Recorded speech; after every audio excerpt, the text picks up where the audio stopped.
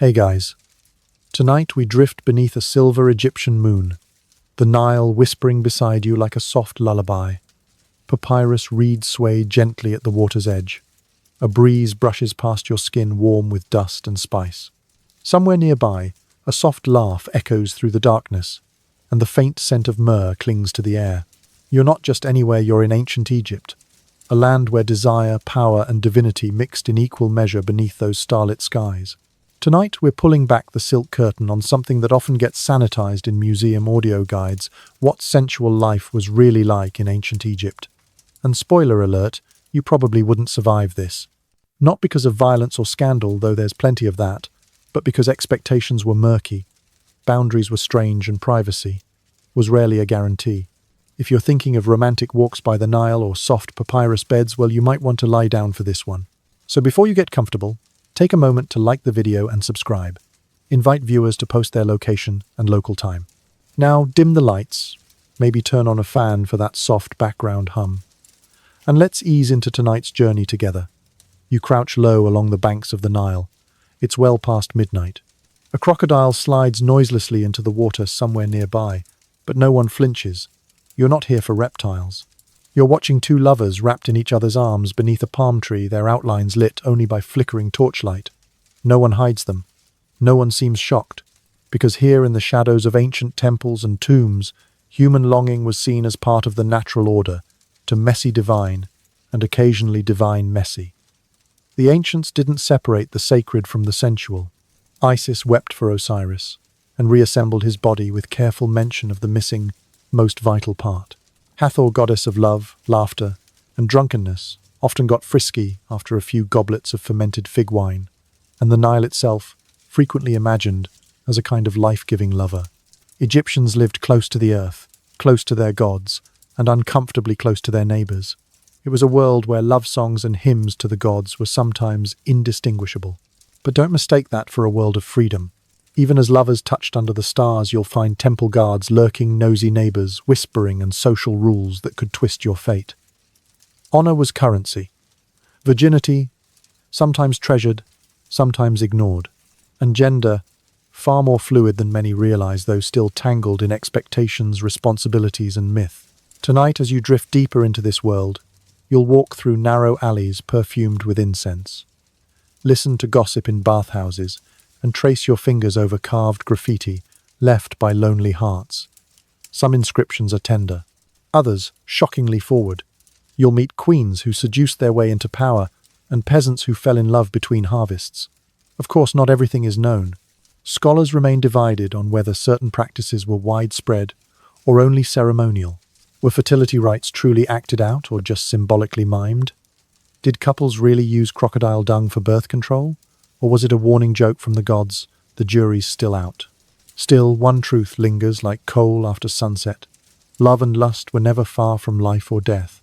You'll see that even in tomb art, where the deceased requested not just offerings of bread and beer, but the touch of loved ones in the afterlife. So for now, breathe in the desert air. It's thick with frankincense and mystery.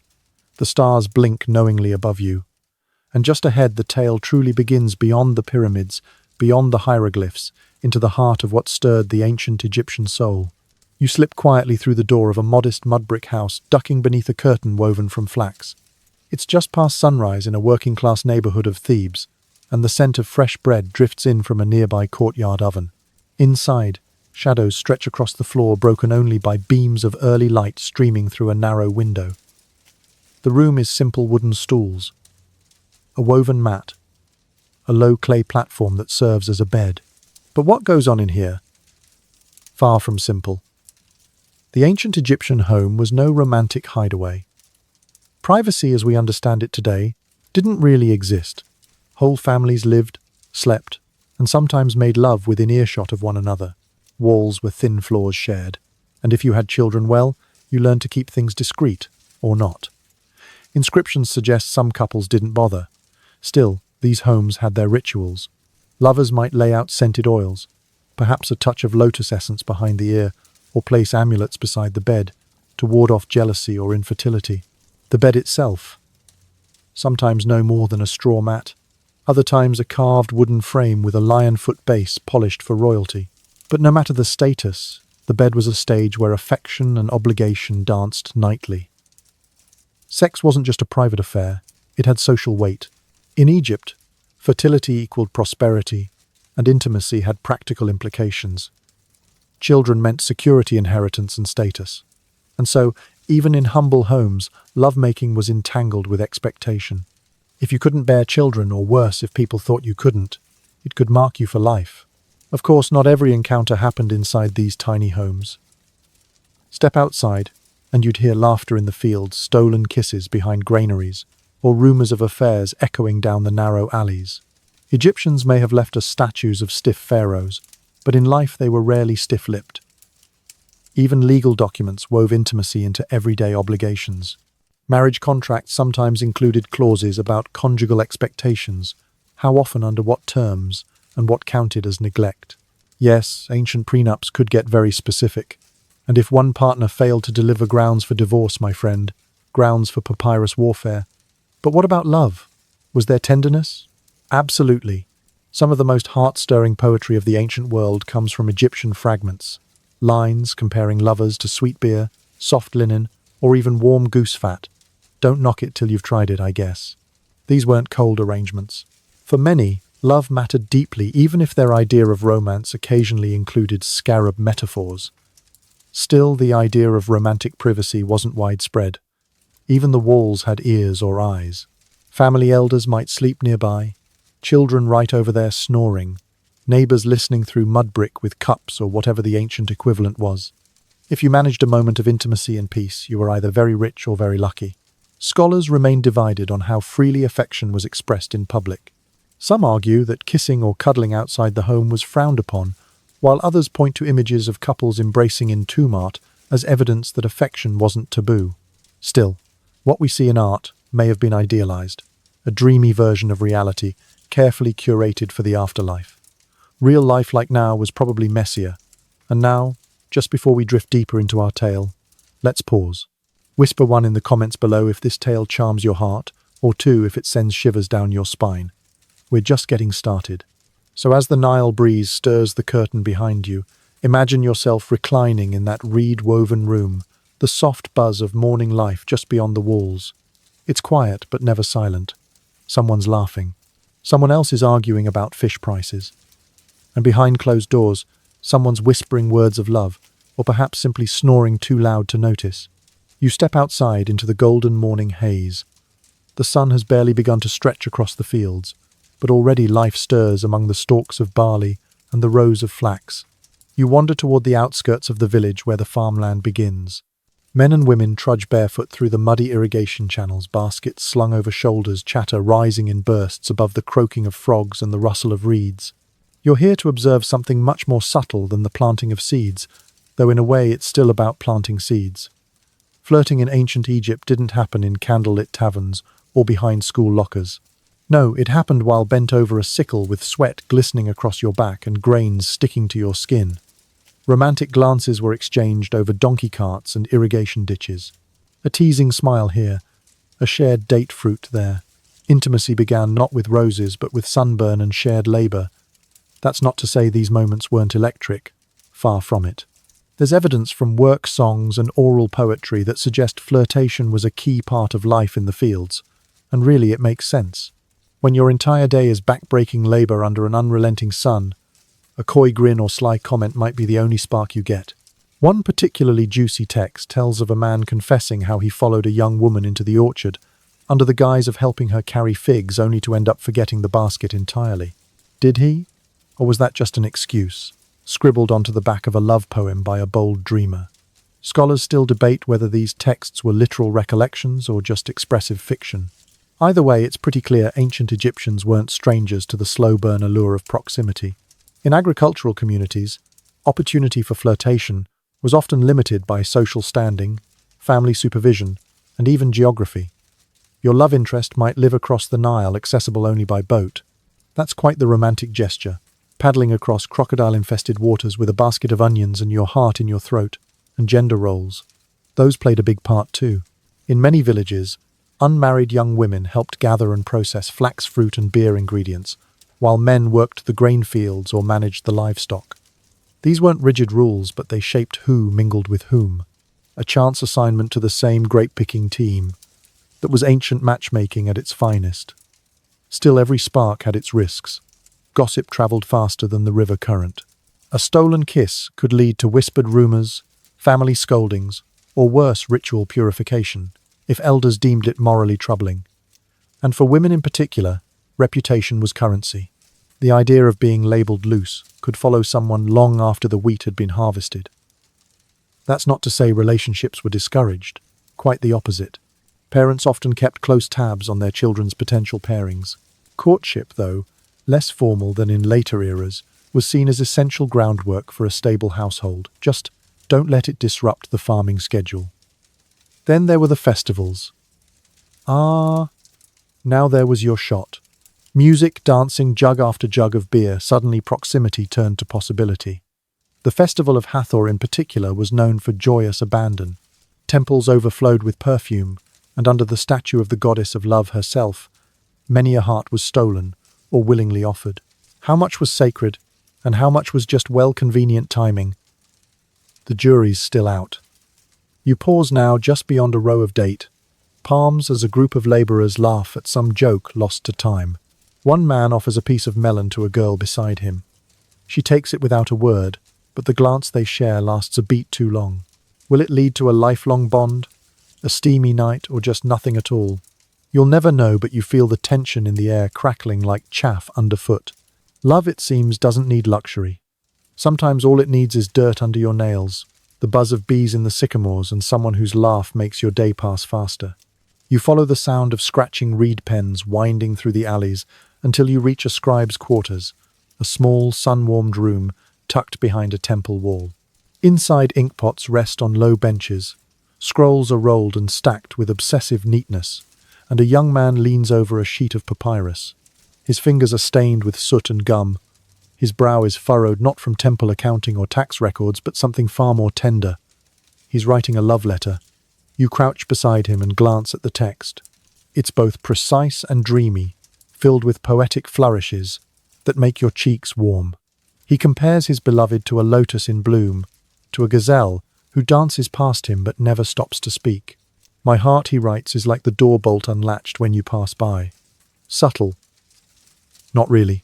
Scribes knew how to flirt in metaphors. Love letters were a real part of ancient Egyptian courtship, especially among the literate elite, and they weren't always formal declarations.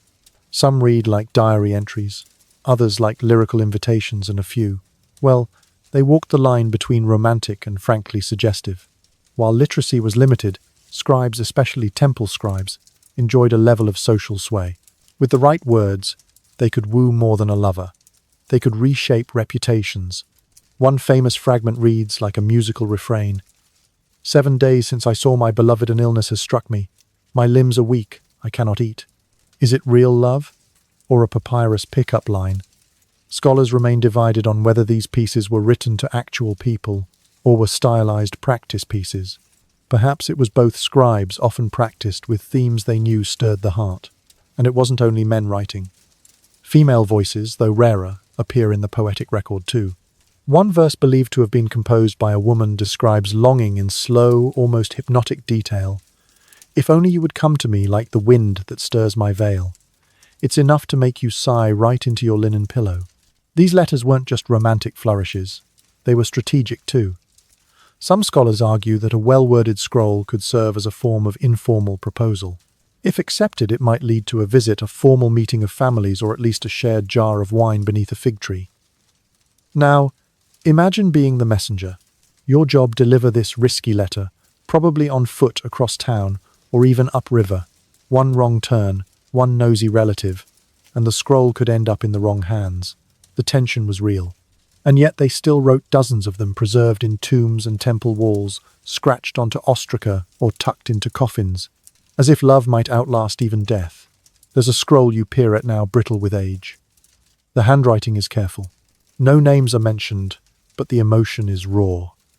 My desire is not hidden. It flies to you like the falcon flies to the sun. It's unclear whether this one ever reached its intended reader, but in a way you are the reader now. These letters hint at a world where love was not just physical or divine, but achingly personal. In a society shaped by ritual and hierarchy, the written word gave lovers something precious: freedom. In ink, they could speak without interruption, confess without judgment, and imagine without restraint. And now, before we wander onward, let's pause for a sleepy little interaction. Tap 3 in the comments if this story makes you smile, or 4 if it leaves you chilled. Go ahead, I won't tell the scribe. Outside the room, the sun continues to rise.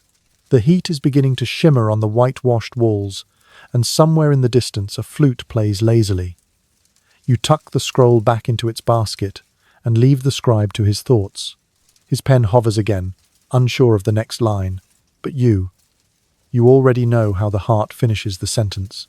You find yourself wandering deeper into the bustling heart of a city, perhaps Thebes or Memphis, where the air is thick with incense dust and something floral you can't quite place. As you pass by, market stalls shaded with linen. Women and men alike are dabbing perfumed oil behind their ears, adjusting linen robes and glancing coyly into polished bronze mirrors. You're about to learn that in ancient Egypt, seduction wasn't subtle. It was aromatic, painted and gleaming in the sun. Let's start with the eyes. Lined thick with black coal, outlined in sharp angles or soft curves, the gaze was a weapon and a poem.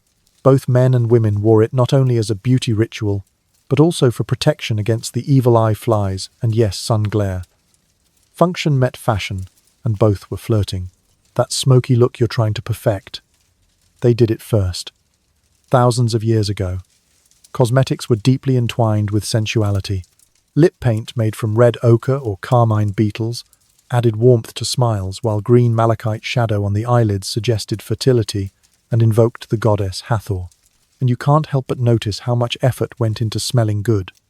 Perfume wasn't optional, it was practically mandatory. The Egyptians were masters of scent. They blended frankincense, myrrh, lotus, and cinnamon into oils, balms, and cones of scented fat worn on the head during festivals. Yes, you heard right. People literally walked around with perfumed wax on their heads that slowly melted over their wigs throughout the evening. By the end of the night, they smelled like walking flower shops. Scholars still debate whether these cones were common or ceremonial props. Some believe they were real, others think they were symbols painted into tomb art. The mystery lingers along with the imagined scent. And the wigs, oh the wigs. Shaven heads kept people cool and clean, but wigs were where the flair lived. Curled, braided, sometimes beaded or even dusted with gold powder wigs were fashionable, fragrant and flirty. Some came with built-in perfume sachets. If someone shook their head at you during a party, you might catch a whiff of blue lotus and beeswax. That's a very ancient version of a hair flip. But it wasn't just about appearances. Scent and makeup held spiritual weight. Certain perfumes were thought to attract not just lovers, but gods. Temples would anoint statues with sacred oils, and lovers would mimic those rites in their private rituals. In essence, to beautify yourself was to honor the divine and maybe get lucky in the process. Even clothing had a role to play. Linen robes could be sheer, especially in the intense heat, and wealthier Egyptians sometimes wore pleated garments that clung suggestively to the body. Jewelry too. Bangles, amulets, beaded collars served both as status symbols and come-hither signals. That scarab bracelet, it says protection, and please notice me at the same time. And don't forget the scent of beer. Yes, even beer had its place in attraction. Certain festivals encouraged drinking for the sake of loosening tongues and inhibitions. A little bit of lotus wine, a touch of honey beer, and suddenly that eye makeup seems twice as alluring. Ancient love stories didn't begin with swiping. They began with sniffing, dabbing, and maybe a little slurring. Still, scholars remain divided on whether the famous cone of scent was a literal fashion choice or simply symbolic. Were people really strolling around with melting fragrance hats? The images are everywhere, but physical evidence remains thin. Some say it was just art. Others say it was art imitating smelly, sweaty life. As you wander through this perfumed dream, you pass a woman adjusting her blue glass necklace, her wig tucked neatly beneath a gauzy veil. A young man nearby pretends not to look. He smooths his kohl, checks his tunic, and takes one slow, deep breath through his nose. If love is in the air, it probably smells like blue lotus, amber resin, and a hint of overripe melon. You keep walking, caught in a cloud of invisible invitations. Every glance, every shimmer, every waft of scent tells a story. And tonight, That story is only just beginning. You slip quietly into a shaded courtyard, where two families are gathered seated cross-legged on woven mats. There's fruit laid out, figs, dates, and a bit of honeyed bread, and at the center of it all lies a rolled papyrus scroll tied with red twine. You've just stumbled into an ancient Egyptian marriage negotiation, and trust me, things are about to get deeply unromantic. For all their poetic declarations and sweet perfumes, ancient Egyptians were very practical when it came to marriage. Love was lovely, but land status and property were everything.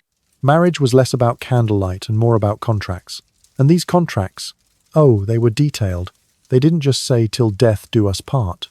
They said, "If you leave me, I get the donkey." Marriage in ancient Egypt wasn't religious, it was a civil affair. No priest, no divine blessing required. What you needed was mutual consent and a clearly written agreement. These papyri could run pages long, outlining dowries, shared property, and what happened if either party got a wandering eye. Think of it as a prenup, except with more references to cattle and barley quotas. And while both men and women could own property, the power dynamics weren't exactly equal. Men typically held legal authority, but women had more rights than in many later societies. A woman could initiate divorce, keep her own property, and sue her husband if he failed to uphold his end of the contract. Still, the language was often slanted. If the wife shall say, "I am divorcing you," she shall give him 1 measure of silver. Sounds fair? Ish. Let's talk about the bride price. This wasn't a purchase, but more like a symbolic compensation to the bride's family, sometimes combined with gifts. Jewelry, linens, livestock, even beer might be part of the package. Some arrangements included a groom's deposit refundable if things didn't work out, like love with a return policy. And the ceremony itself? Surprisingly low-key. There was no altar, no I do. The couple simply moved in together. That was it. A shared home, a shared life. If you were lucky, you got a feast with dancing girls and flutists. If not, well, at least your in-laws brought a decent goat. Of course, not every match was pre-arranged. Some unions sprang from true affection, or at least mutual benefit. But even then, the legal side loomed large. Property passed through families, and your marriage status determined inheritance, burial rights, and even where you stood in the afterlife lineup. One particularly revealing contract from Deir el-Medina, our favorite gossip-filled village, spells out that if the husband takes another wife, he must give his first wife a full basket of goods and allow her to remain in the Prum's house. Talk about setting boundaries. Scholars still debate how often these rules were enforced versus simply hoped-for ideals. Were these protections real power or paper tigers? The jury's out. Then there's the clause you can't ignore, the performance clause. Some documents mention obligations for regular conjugal visits. If the husband failed to satisfy his wife, or if he became disinterested, she could cite breach of contract. Imagine having to stand in front of elders and say, "Yes, he stopped trying." Yet amid all the rules there was affection. Pet names appear in contracts. Some couples made provisions for each other's children from previous relationships. And while polygamy was technically permitted, it wasn't common. Maintaining multiple households was expensive, and even pharaohs had to be strategic about it. As you sit among the families in this courtyard, you feel the tension and calculation behind every smile. A father nervously fingers the handle of his dagger, pretending not to care. The bride-to-be picks at a fig, silent but watchful. The groom glances at the goat, and the scribe unrolls the contract once more, clearing his throat like a priest at a poker game. This isn't a fairy tale. It's a negotiation between lineages, tempered by emotion, sealed by ink and spit, and maybe, if they're lucky, followed by a little love story of their own. You wander down a shaded colonnade, lined with faded murals, only to hear muffled laughter behind a carved doorway. Inside, the air is thick with incense and whispers. Reclining on cushions embroidered with lotus petals is a woman in a beaded net dress, lazily twirling a bracelet around her wrist. She's not a wife, she's not a servant. She's something far more complicated. A concubine, a mistress, or perhaps something in between. And in ancient Egypt, that grey zone could be powerful, perilous, or both. While official wives enjoyed legal recognition, many men, particularly the wealthy, maintained relationships outside marriage. These women, often referred to in modern terms as concubines, played a murky role in Egyptian society. They could be beloved companions, social climbers, or symbols of political alliance, and their place in the household was often as ambiguous as the titles used to describe them. Some were household members treated with affection but lacking full legal status.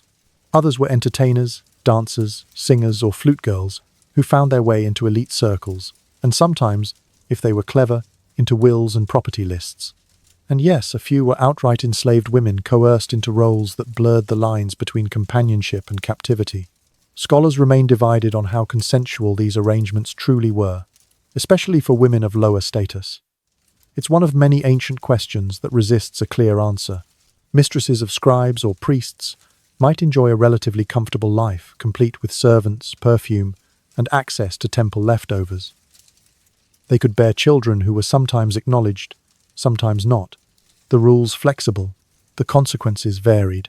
One woman might rise to informal prominence. Another could vanish from records entirely the moment a new favourite arrived. Royal courts, of course, were their own world entirely. Pharaohs were known for large harems, though the term itself is misleading. The harem in ancient Egypt wasn't necessarily a pleasure house, but a complex institution where women of high and low birth were gathered for political and dynastic reasons. Some were wives, others concubines, and a few simply lived there for their protection, or as political hostages.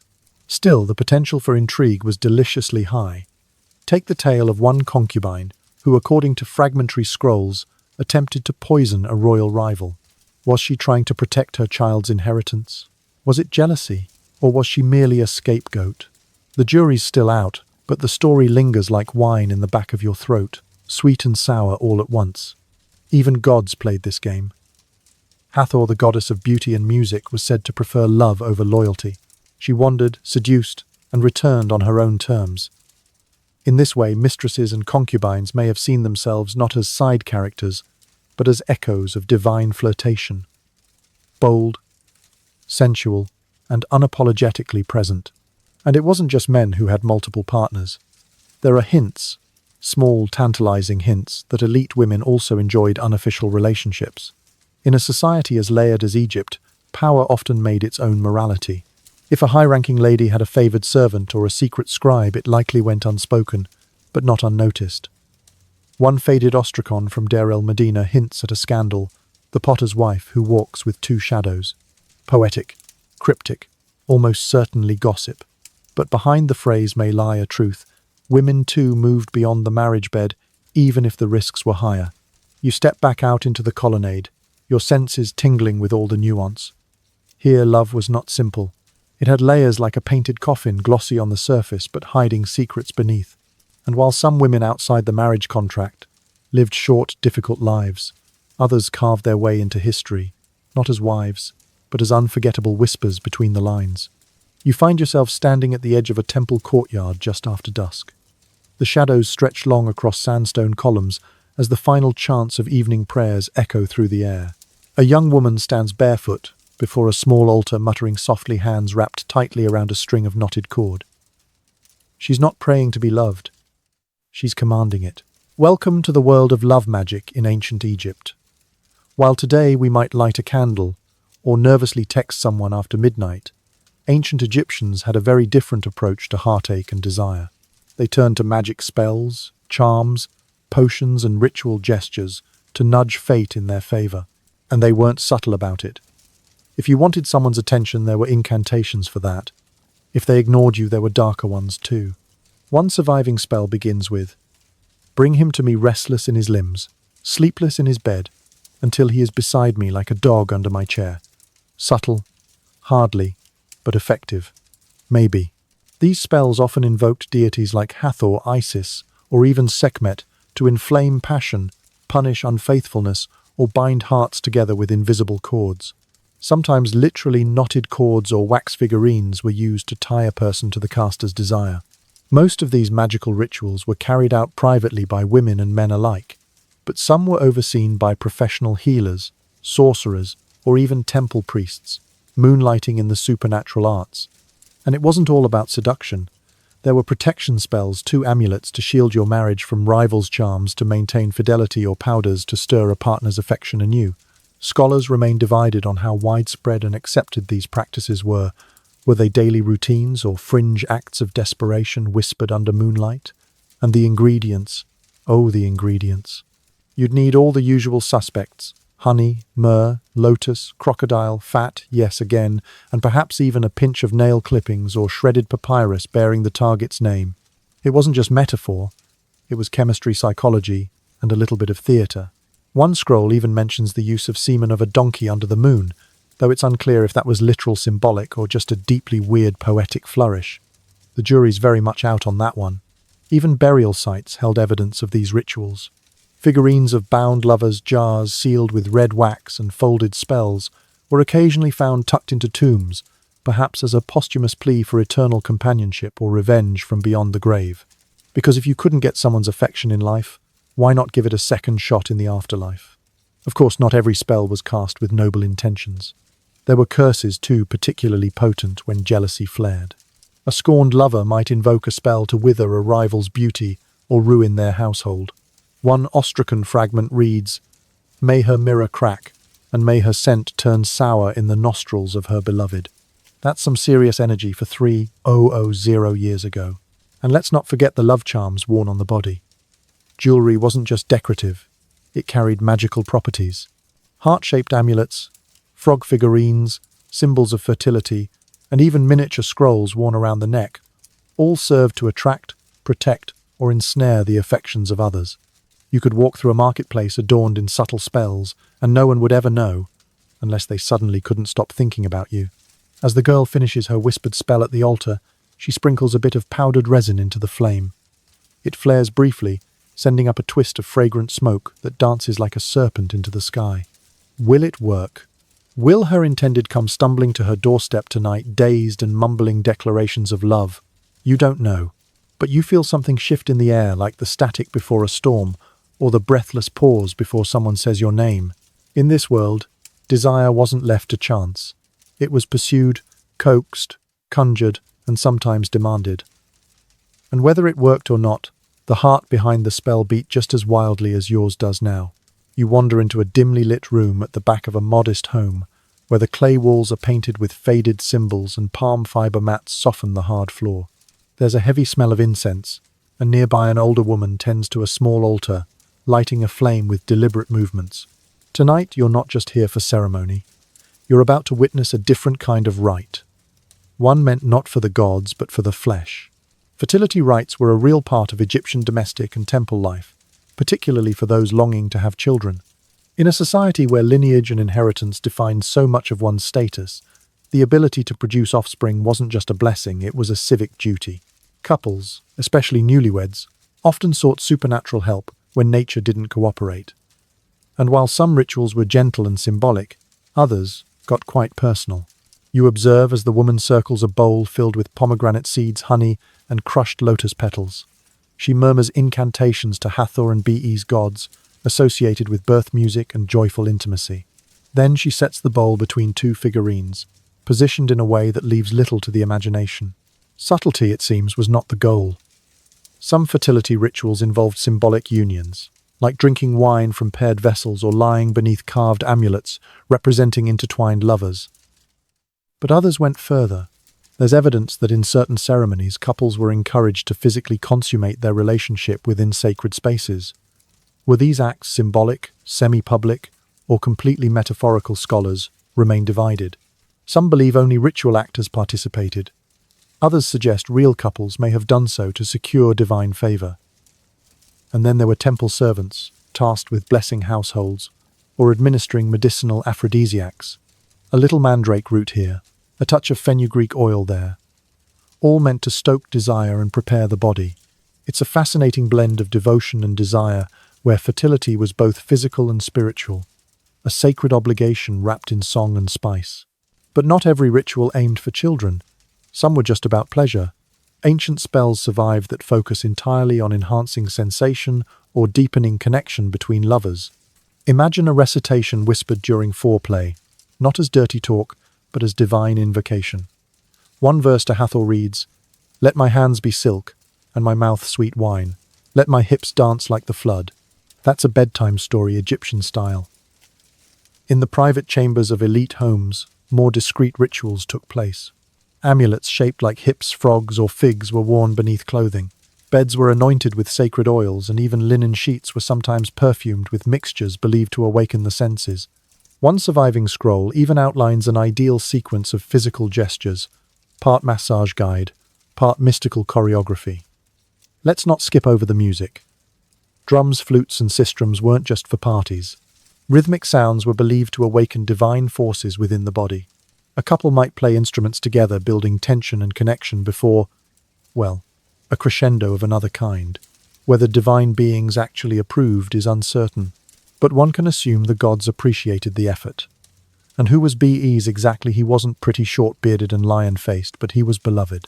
As a protector of childbirth and pleasure, he often appeared carved onto bedposts, amulets, and even drinking mugs. His presence brought luck and laughter. One might say he was the original bedroom guardian. Still, beneath all the symbolic fig leaves, there was deep intention. These rites weren't just excuses to touch. They were hopeful acts in a world where pregnancy could mean survival, security, or heartbreak. A barren marriage could be grounds for separation. A childless household, a lineage at risk. So people tried everything: herbs, prayers, spells, and yes, elaborate rituals involving wine, wax figures, and a lot of candlelight. As you watch the woman extinguish the flame on her altar, the scent of honey and resin lingers in the air. Somewhere nearby, a child's laugh echoes in the street. Perhaps her rite was successful, or perhaps it's just beginning. Because in ancient Egypt, the boundary between sacred ritual and human yearning wasn't a line, it was a dance. The night deepens, and you find yourself at the foot of a temple, carved directly into the sandstone cliffs. Torches flicker along its massive facade, casting long shadows across columns etched with gods mid-embrace. You step quietly through the entrance past a statue of Hathor with her wide, smiling face, and into a chamber painted with scenes that look, well, oddly intimate. Tonight, the gods themselves are your guides in matters of the heart, or rather matters of desire. For ancient Egyptians, the divine world wasn't just a realm of cosmic order and judgment, it was a soap opera of passion, betrayal, longing, and rebirth. Their gods were not distant, sexless beings. They felt, they lusted, they mourned, and yes, they had affairs. Start with Isis and Osiris, perhaps the most iconic love story in Egyptian mythology. Osiris, god of the dead, is murdered by his jealous brother, Set, and dismembered into many pieces. Isis, his devoted wife and sister, because this is ancient myth, and things were flexible, searches the earth for his body parts. She finds all but one. Yes, that one. She fashions a replacement, some say of gold, others of clay, and through divine magic conceives Horus. This act isn't just symbolic resurrection, it's intimacy turned into cosmic restoration. Their story became central to Egyptian ideas of rebirth. Tomb art often depicts Osiris in green, symbolizing fertility and resurrection, and Isis as the devoted partner, grieving and powerful.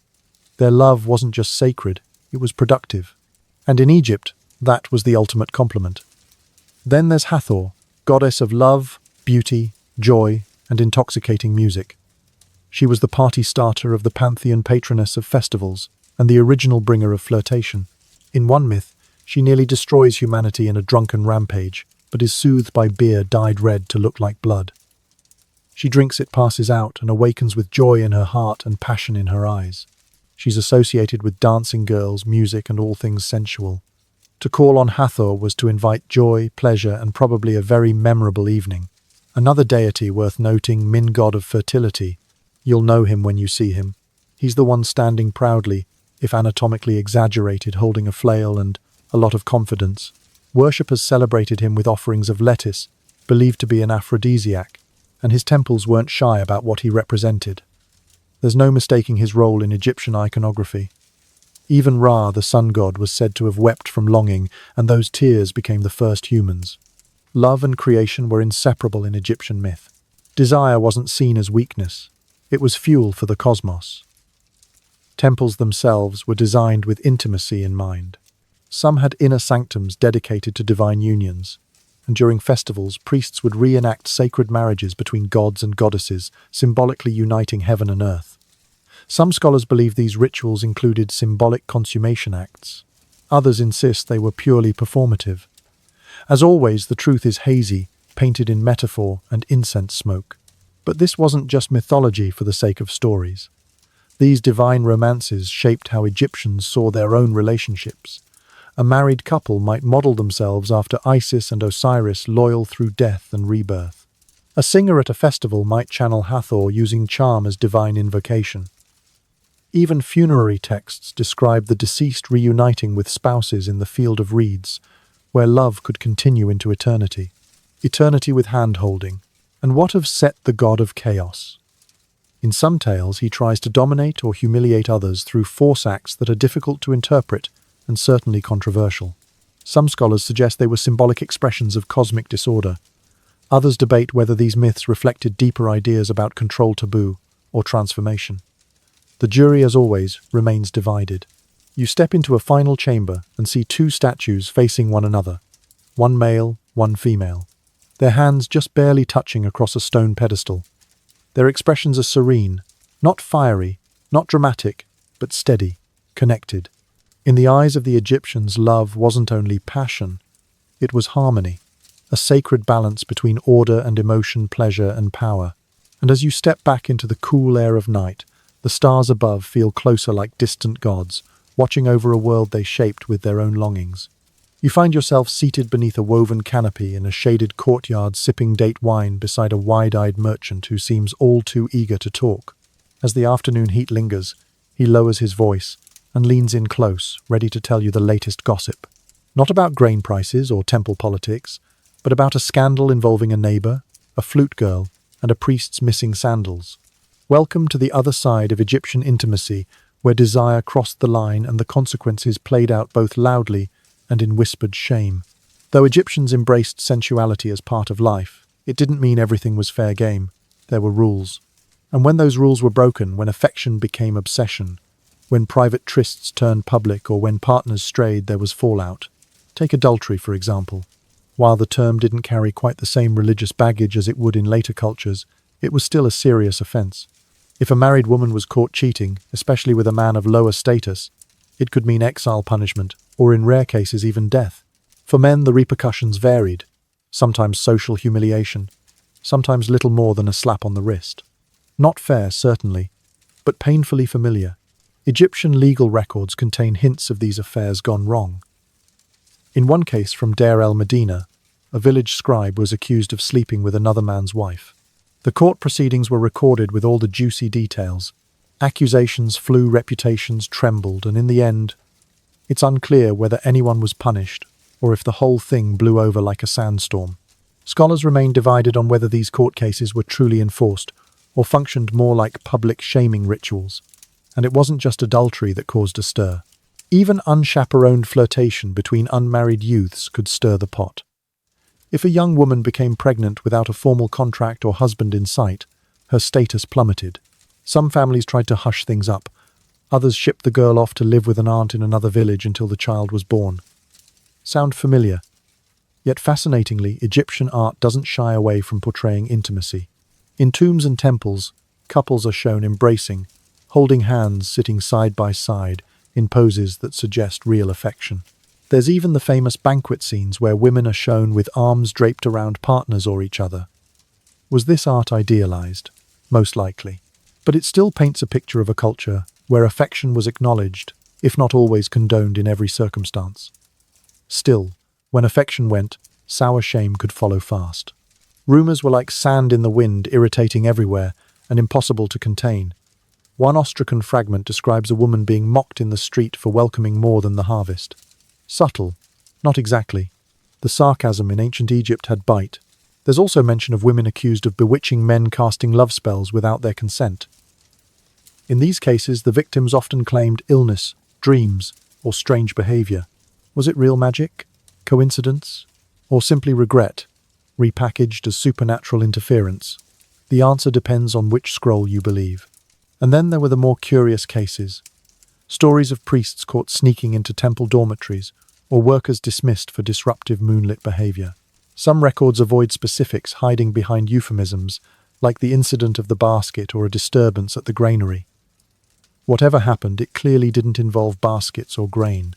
Despite all this, many Egyptians accepted that passion could be messy.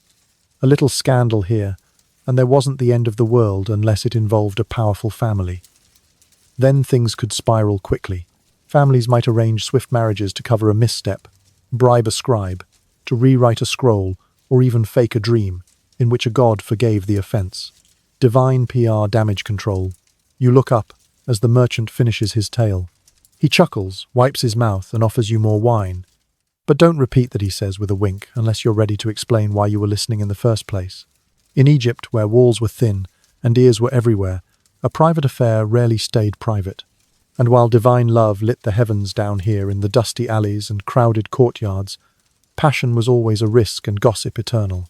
You pass beneath a crumbling stone arch and find yourself in a narrow alley that smells of clay dust, garlic, and something slightly sour jealousy, perhaps. The space is cramped, the walls tall, but the tension palpable.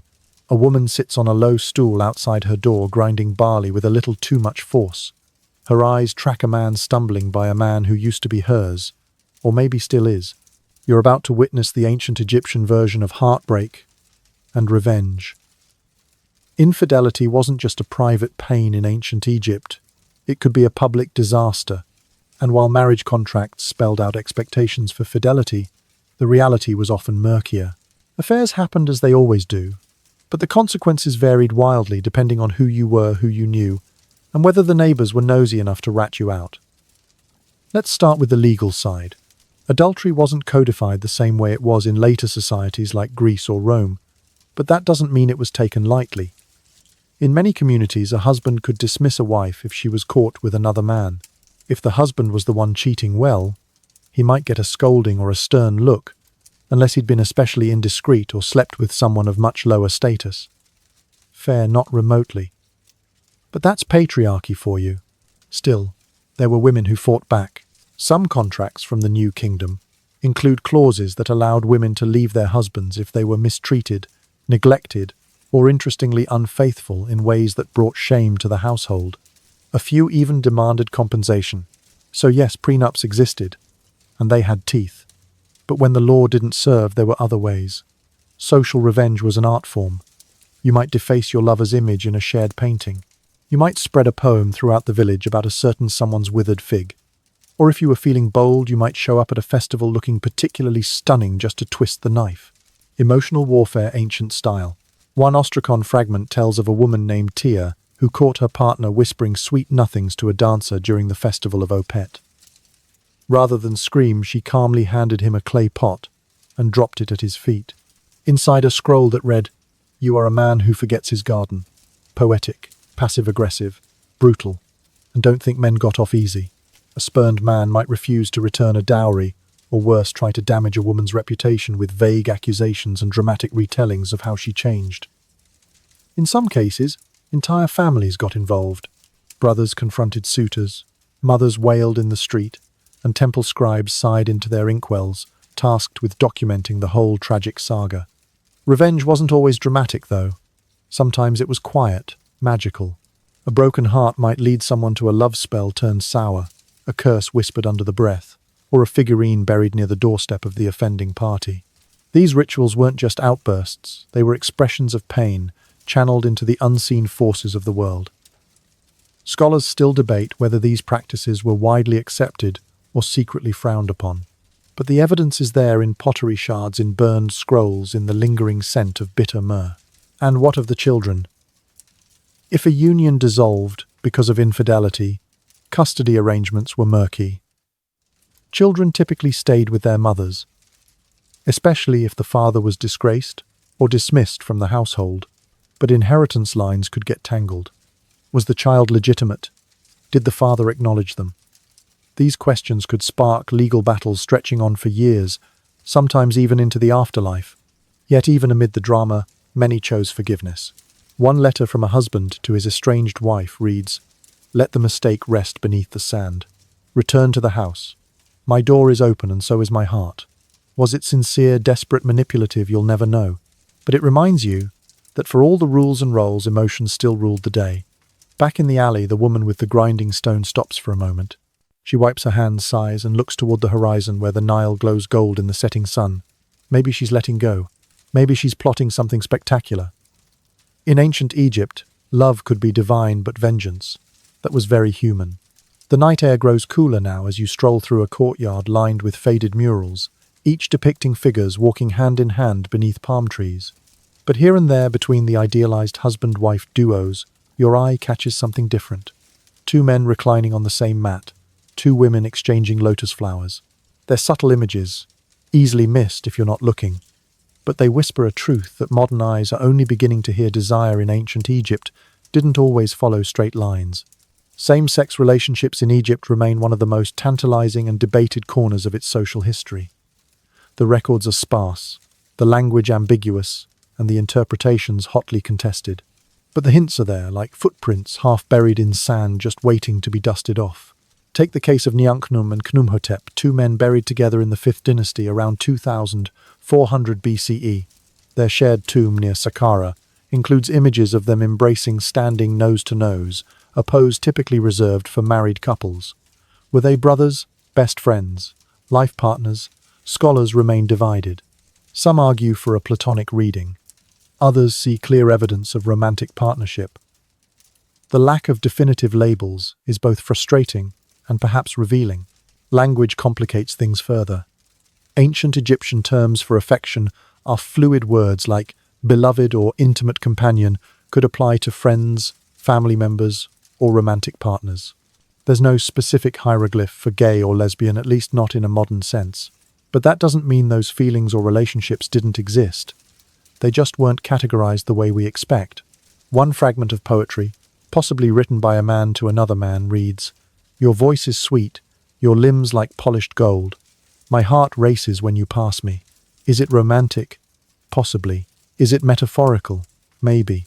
The jury, as always, is very much out. But that ambiguity invites a quiet wonder. And women, their stories are even harder to trace. Art and text largely focus on heterosexual dynamics, but hints remain.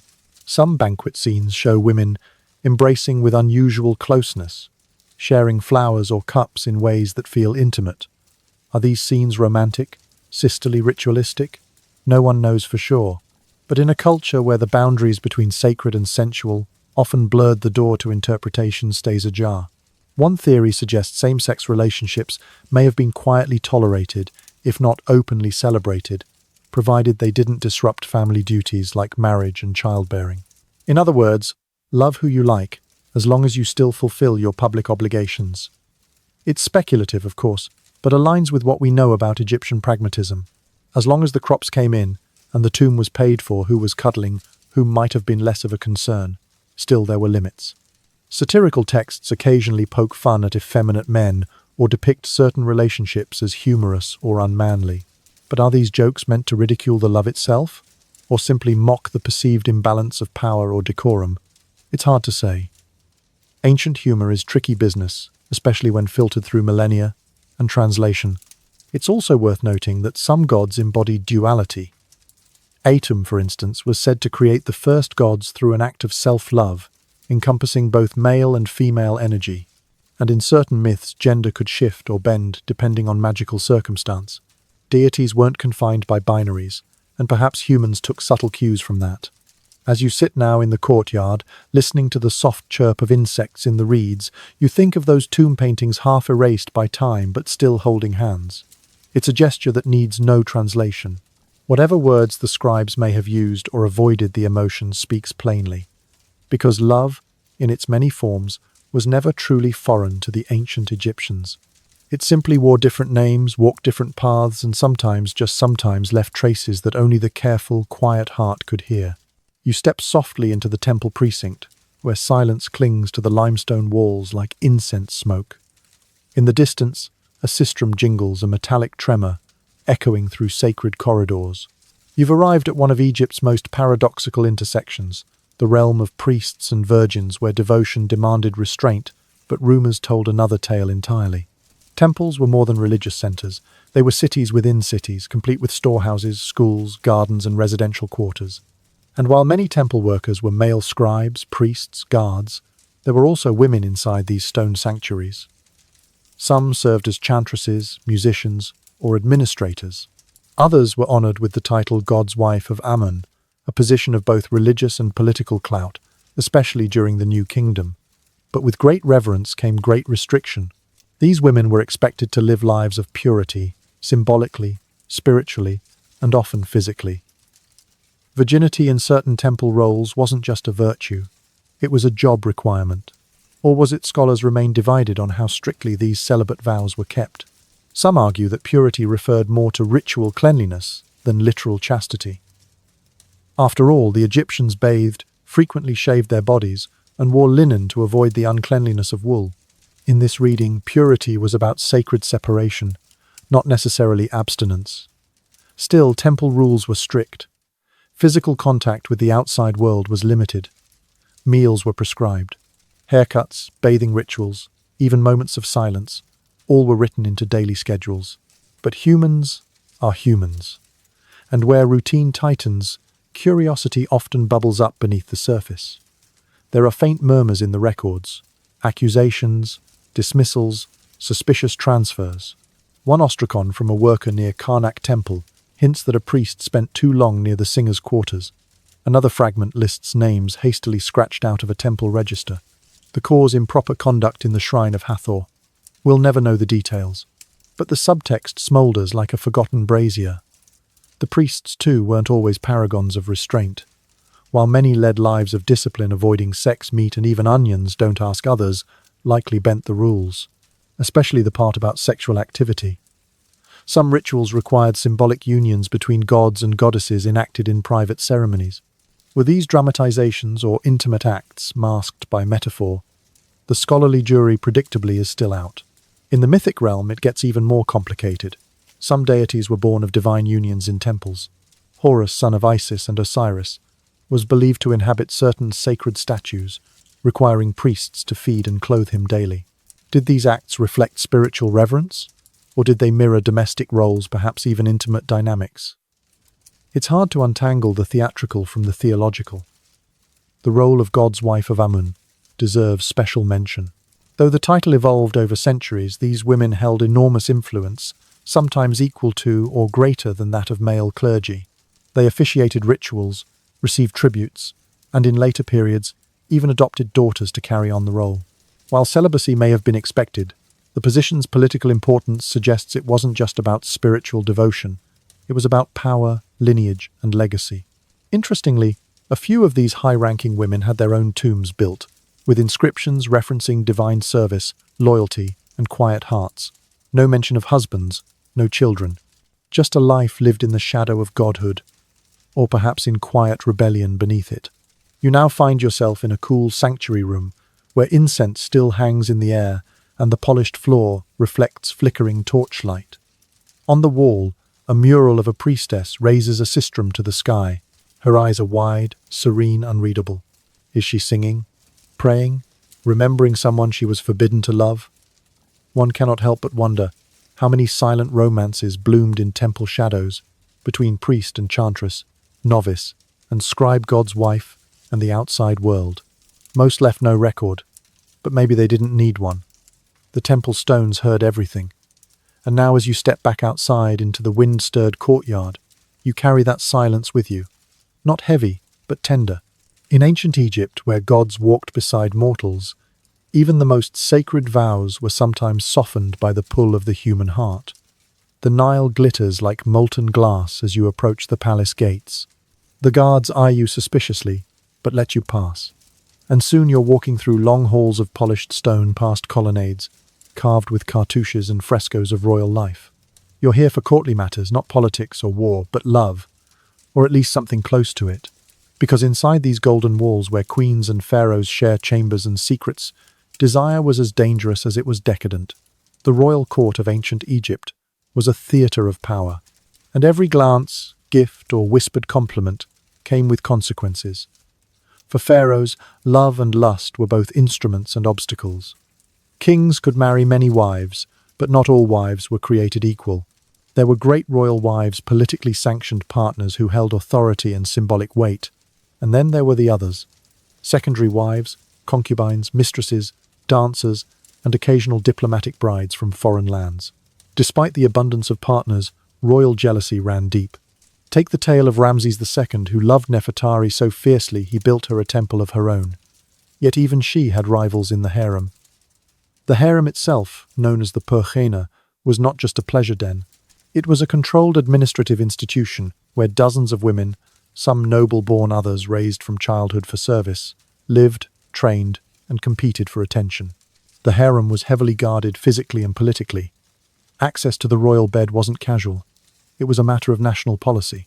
A favored mistress could gain influence, see her son named heir, or even wield sway over temple appointments. But fall out of favor and you might be married off to a minor official, exiled to a remote estate, or simply disappear from the records. Scandals. Oh yes, they happened.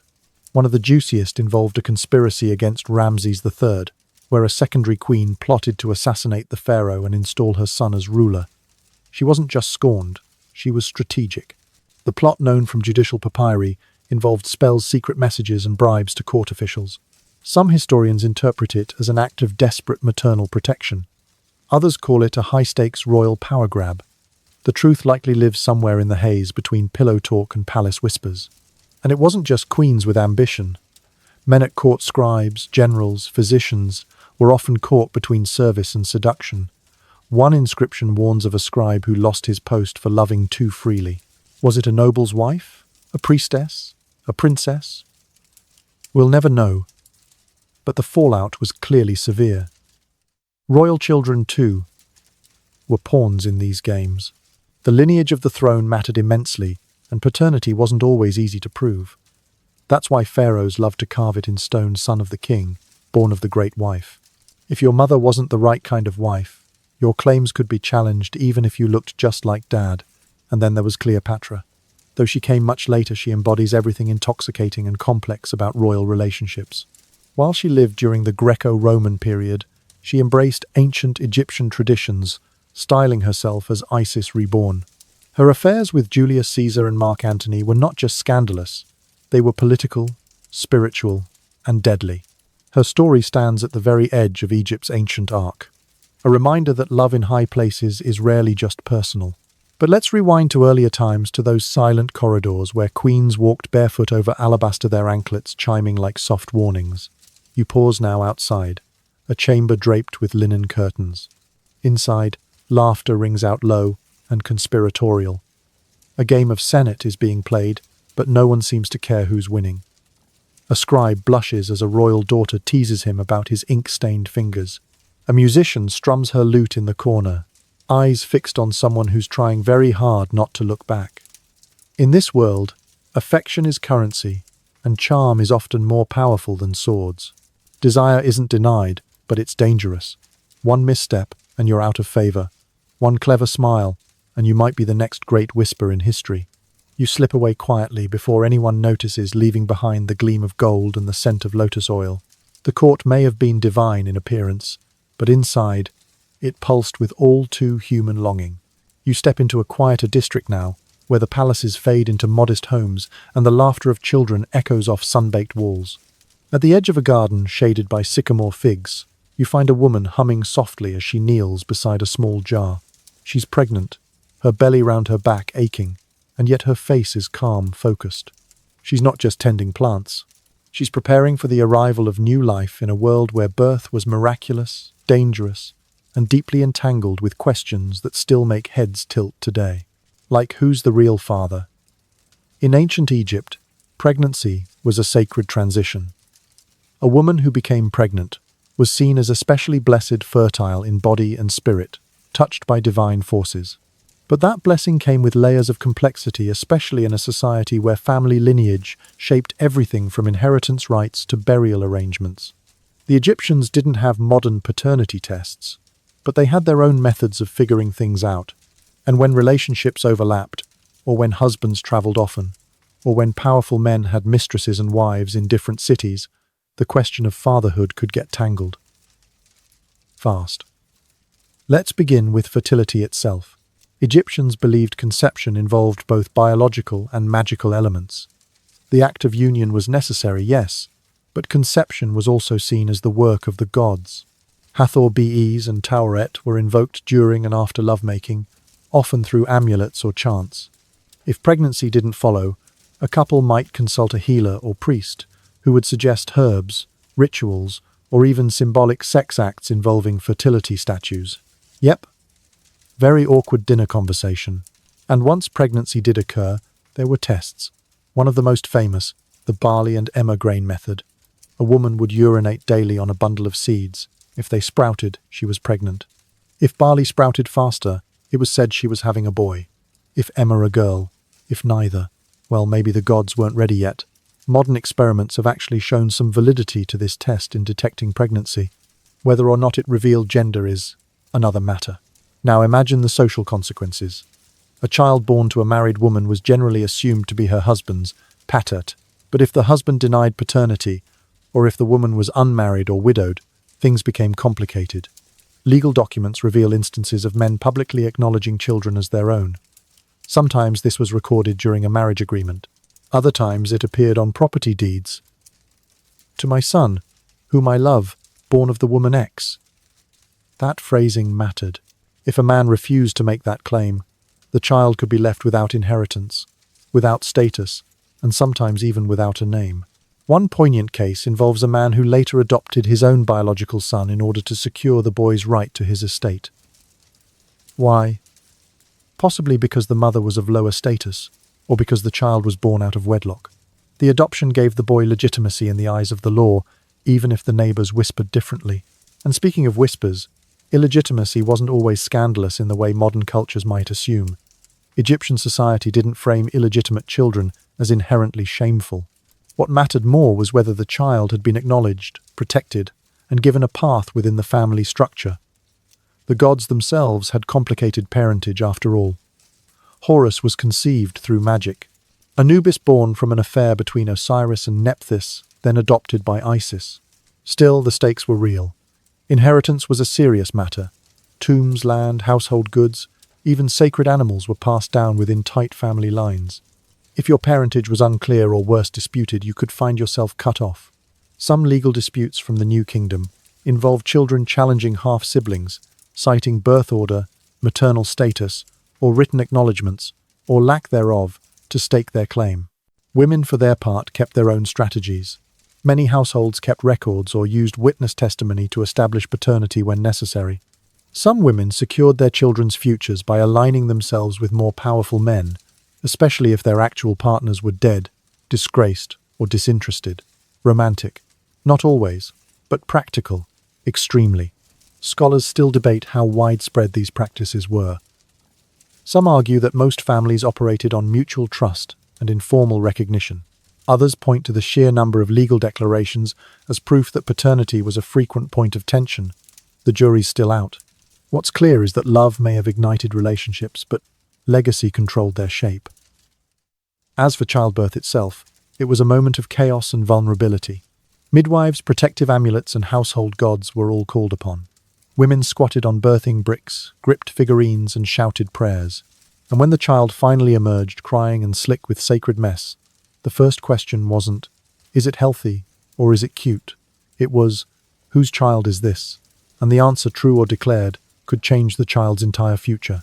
You sit quietly now beside the pregnant woman, as she hums a lullaby to her swelling belly. Her gaze is distant somewhere between joy and calculation.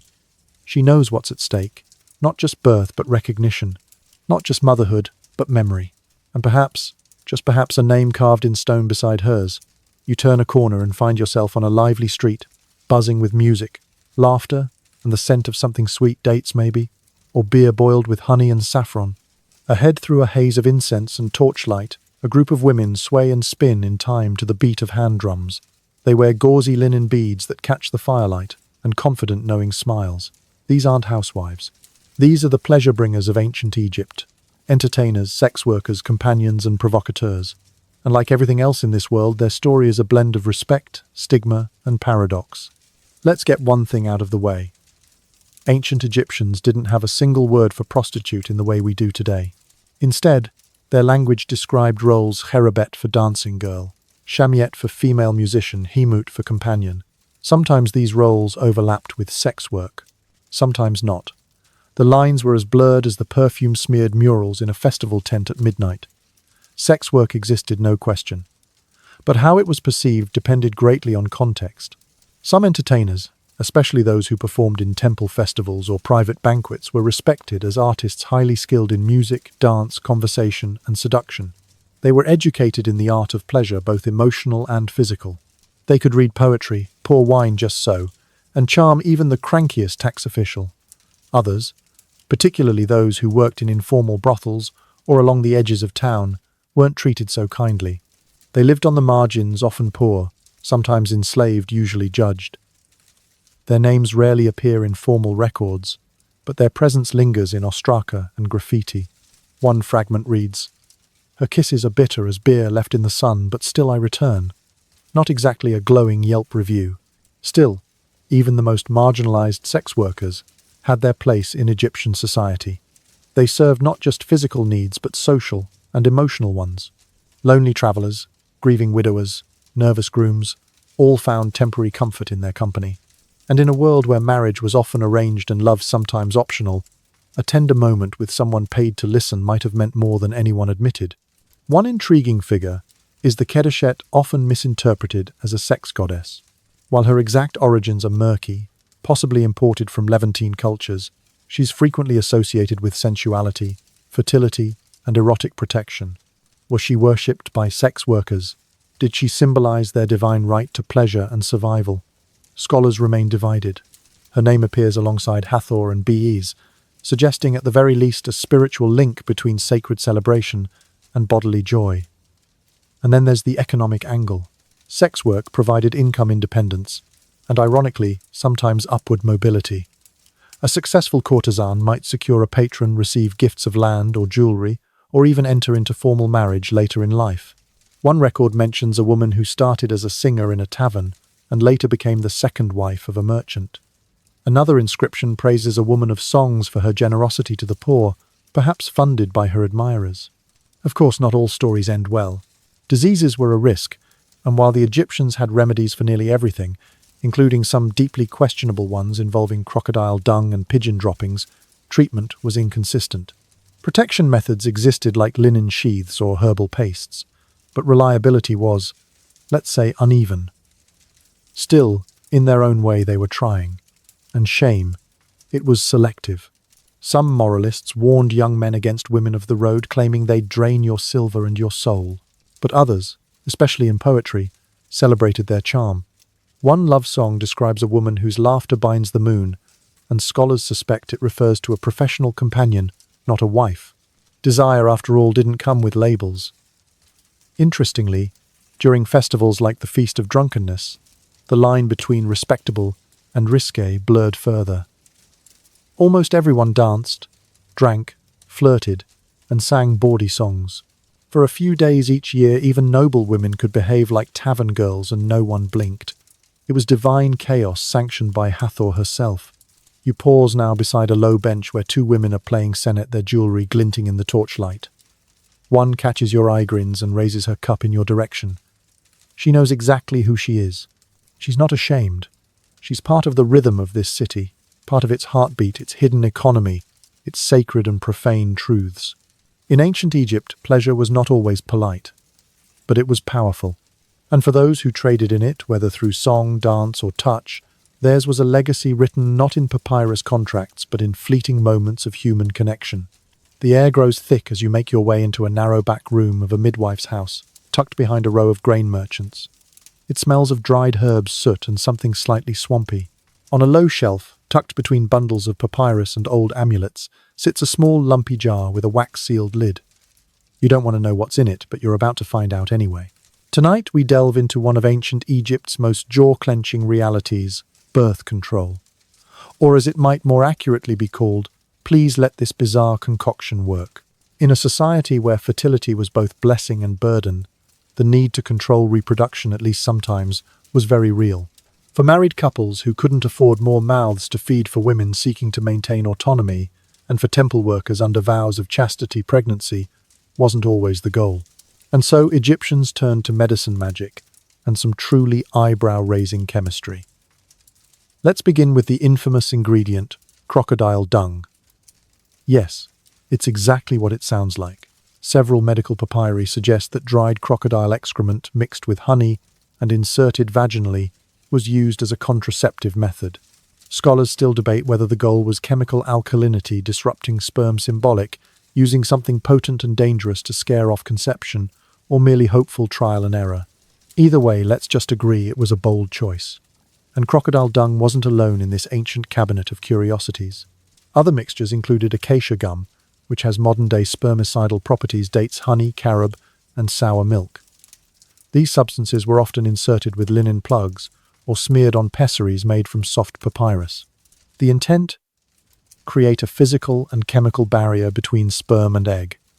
Sometimes it might have worked. Sometimes it probably just made date night smell really weird. Interestingly, acacia-based compounds may have had some effectiveness. Modern researchers found that when acacia ferments, it produces lactic acid, an environment hostile to sperm. So while we may raise an eyebrow at crocodile products, not all of ancient Egypt's contraceptive efforts were quackery. Some were surprisingly sophisticated, albeit still extremely gross. Then there were behavioral methods. Some texts hint at postcoital cleansing timed intercourse, not that they had ovulation, tracking apps, and extended breastfeeding, as a form of spacing births, a practice observed even in later cultures. And of course, abstinence during sacred periods or rituals was sometimes enforced, though not always observed. Human nature, after all. For women with access to medical professionals, there were additional options. Physicians, particularly those trained at temple institutions, might prepare herbal infusions, including blue lotus castor oil or pennyroyal to be ingested or applied. The Ebers Papyrus, a medical scroll dating back to 1550 BCE, lists dozens of such mixtures. Whether they worked, debatable. Whether they were worth drinking, highly questionable. And then there was the magical side. Contraceptive amulets shaped like frogs, fish, or clenched fists were worn under clothing believed to confuse or deter unwanted conception. Some women buried symbolic items beneath the threshold of their homes, eggs, bones, or even little figurines tied with red thread. Did these acts have biological power number? But they gave women a sense of agency in a world where biology ruled so much of their fate. The irony. While some women were desperate to avoid pregnancy, others were performing rituals and swallowing concoctions for the opposite reason. In the same neighborhood, you might find one woman stuffing linen with acacia to prevent conception, and her neighbor eating pomegranate seeds to encourage it. Fertility and control lived side by side, separated only by intention and maybe a thin papyrus wall. Scholars remain divided on how common these contraceptive practices were. Did every village woman know the crocodile trick? Or were such methods limited to elite circles with access to scribes and scrolls? The written records are silent on frequency, but the medical texts are clear contraception wasn't an afterthought. It was part of a broader system of reproductive awareness long before anyone said the word contraceptive. And when these methods failed, as they inevitably did, some women sought more drastic options. There's sparse but chilling evidence that abortifacients were used certain herbs taken in high doses to end pregnancy. These methods were dangerous, painful, and uncertain, but they were used nonetheless. Not all love stories in ancient Egypt ended with baby laughter and lotus wreaths. You glance back at the midwife's shelf, where that wax-sealed jar still sits like a quiet dare. It's a strange little symbol of hope, fear, and ancient experimentation. In it lies the story of women trying to manage their bodies in a world that often treated them as vessels, first people second. In ancient Egypt, birth was divine, but control over it, that was human and often desperately improvised. The sun rises hot and quick, burning the early morning haze off the rooftops as you follow a group of children weaving their way through a narrow lane. They carry jars of water on their heads, giggling and nudging one another, still too young to care about grown-up concerns. But their older siblings, different story. You pause near a low wall, where two teenagers sit in awkward silence, feet dangling arms, brushing every so slightly, neither sure who should speak first. This is ancient Egypt's puberty, and it comes with pressure expectations and very few instruction scrolls. For Egyptians, the transition from child to adult was less a clear line and more a slow crossing marked by changes in dress, labor roles, and yes, growing social scrutiny. Childhood, while cherished, didn't last long. By the time a boy could carry a basket of grain or a girl could grind flour, they were already considered part of the adult household. But physical maturity brought with it something more intimate, the awakening of desire, and a lot of confusion. There was no official age for marriage, but records suggest that girls often married in their early to mid-teens, sometimes as young as 12 or 13, especially among the working classes. Boys generally married slightly later once they could earn enough or had inherited property. But while marriages were early, they weren't always immediate. There was a stretch of years where young people existed in a kind of liminal space, not quite children, not quite spouses, and very much watched. It wasn't all ceremonies and contracts. Much of what we understand about Egyptian adolescence comes from artwork and everyday objects, combs, cosmetics, amulets, and love poetry carved on ostraca. One particularly vivid image shows a girl braiding her hair while peeking into a mirror with a cat pawing at her sandal. The whole scene oozes teenage vanity and possibly a flirtation with independence. For girls, puberty brought both opportunity and burden. Breasts and hips were signs of readiness, but also of responsibility. Older women would often begin training them in household duties, childcare, or how to act in public. Modesty was encouraged, but so was beauty. One instructional text urges girls to walk with grace, speak with honey, and let your scent linger like warm bread. That's both poetic and oddly specific. Boys, on the other hand, were expected to become strong, responsible, and eventually providers. As soon as their voices deepened and shoulders broadened, they were drafted into farm work, temple training, or apprenticeships in trades like masonry or metalwork. But even they weren't immune to longing. One ostracon scrawled by a teen boy reads, "I saw her and dropped my basket. I picked it up and dropped it again. I was more lost than the scribe without ink." Classic teenage paralysis. But what about education? Some teens, especially from wealthier families trained as scribes, a highly respected and intellectually demanding path. These students spent long hours hunched over tablets copying proverbs and political speeches, and if their teachers weren't looking scribbling little love notes in the margins, not every young heart was focused on syntax. Rites of passage weren't uniform across classes, but many families marked puberty in subtle ways. A new tunic, a special piece of jewelry, or even the ceremonial cutting of a child's sidelock, a hairstyle worn by boys, could signify the shift. For girls, their first menstruation was both a private and communal milestone, an occasion for both worry and celebration, often marked by ritual baths and the use of protective amulets. Some even wore charm bracelets strung with miniature red stones believed to guard the womb. And yes, desire played its part. As teens grew into their bodies, their emotions weren't ignored by society, but they were definitely regulated. Public affection was frowned upon, especially for unmarried youth. A kiss in the wrong place could spark gossip, provoke parents, or worse, be seen as a breach of purity, especially for girls. The double standard ran deep. Still, that didn't mean teens lived in emotional cages. On festival nights, during music lessons, or in hidden courtyards after errands, young people found their moments. A lingering gaze across the temple courtyard, a poem left folded in a basket, a shared laugh over spilled oil.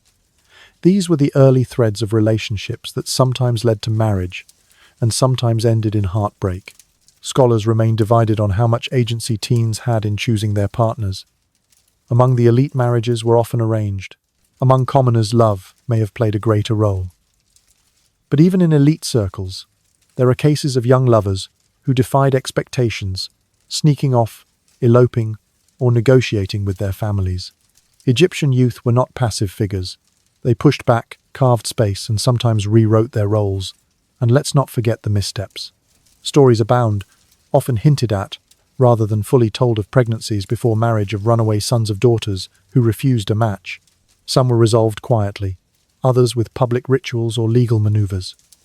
One document from Deir el-Medina mentions a young man who refused the pot, offered a cryptic phrase that may refer to declining a betrothal. Why? We don't know. But the silence speaks volumes. You sit now in the same garden where the two teens nervously shared a bench. They're gone, but a faint outline of their footprints remains in the dust. In this society where divine order reigned, puberty, was a moment of beautiful disruption, a flutter of freedom before responsibility took over. Because in ancient Egypt, growing up wasn't just about learning how to survive. It was about learning how to feel and then what to do with all those feelings. The sun dips low as you pass beneath an arch painted with faded vines entering the courtyard of a half-crumbling villa. Something unexpected greets you, not the smell of incense or beer, but laughter. Sharp, high-pitched, and absolutely delighted. You follow the sound to a wall covered in graffiti, crudely drawn figures, mid-embrace, bare bottoms, exaggerated anatomy and lines of hieroglyphic scrawl that would make a priest blush. This isn't some sacred hymn or funeral lament. This is comedy. Tonight we explore the bawdy side of ancient Egypt, where jokes were dirty, graffiti was creative, and not even the gods were safe from satire.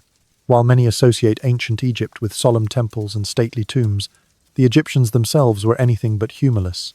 They lived hard, worked long, and loved nothing more than a good laugh, especially one at someone else's expense. And when it came to intimacy, modesty often took a back seat to mirth. Take the graffiti at Deir el-Medina. This village of workers and artisans who built the tombs of kings left behind hundreds of informal texts, scrawled on walls, shards of pottery, and the backs of limestone flakes ostraca. Some inscriptions are simple doodles, a woman riding a priest like a donkey. Others are mini-stories. A man boasting of his fig branch, which scholars strongly suspect isn't about gardening. These weren't official writings. They were jokes, catharsis, maybe even inside gags shared between workers on long shifts in the Valley of the Kings. Scholars remain divided on how much of this humour was tolerated by the upper class, or whether some of it was made in secret with a wink and a quickly drawn curtain. But it wasn't just graffiti. Even official literature contained risque content. One popular tale, The Tale of Two Brothers, features divine seduction, false accusations, dramatic escape, and a wife turned into a tree. It's part myth, part soap opera, and absolutely full of subtext. Another story tells of a pharaoh sneaking out of his palace at night to meet a beautiful woman by the river, only to find her less than advertised. The punchline, even kings can get catfished. Then there were the songs. Banquet songs often had cheeky lines embedded between verses of love and longing. One such tune urges the listener to taste the beer from her mouth and pluck the figs while they're ripe. Is it poetry? Sure. But no one's pretending it's subtle. Even the gods weren't exempt. Bes, the dwarf god of music and protection, often appears with his tongue out, butt exposed, dancing wildly to drive away evil spirits and perhaps the blues. Some amulets of Bes were intentionally exaggerated to make people laugh. Laughter, after all, was seen as a protective force. If you could laugh at something, it had less power to harm you. Priests, scribes, even pharaohs probably enjoyed their share of off-color humor, though unsurprisingly, they didn't carve it into their own tombs. But among common people, bawdy jokes were woven into daily life. One satirical papyrus even imagines animals taking human roles: a lion as a judge, a goose as a noble, and somewhere in there, a donkey trying to seduce a hippo. It's chaos. Glorious, confusing, very likely performed in front of giggling crowds. One ostracon shows a man kneeling before a woman offering her a flower. Sweet right. Except the flower has a very, very suspicious shape. Another depicts a baboon playing a harp while wearing a wig. Is it absurdist comedy? A political jab? An ancient meme? Possibly all three. And let's not overlook wordplay. The Egyptian language was rich in puns and double meanings. A single symbol could imply beauty, sex, or something you really shouldn't say at dinner, depending on the context. Scribes played with these symbols, leaving behind puzzles that modern scholars still argue over. Was this line a compliment or an insult? A love letter or a prank? The answer often depends on how cheeky you believe the writer was feeling that day. Modern minds might struggle to interpret this humor without imposing our own ideas of decency. But within their context, these jokes served a purpose: release. In a world bound by ritual expectation and constant reminders of mortality, laughter was a kind of rebellion, a reminder that the body in all its awkward glory still had room to surprise, delight, and fail spectacularly. You lean against the graffiti wall now, eyes tracing a barely visible sketch of two figures tangled together, one clearly laughing. You don't need a translation. Some things across 3,000 years just land. Because in ancient Egypt, comedy was everywhere, in whispered stories, temple side notes, crude wall art and festival songs, shouted over cups of warm beer. It was messy. It was human. It was exactly what you'd expect from a civilization that built monuments to eternity, but still found time to draw butts on limestone. You step into a quiet room, lit only by a high slit in the mud brick wall.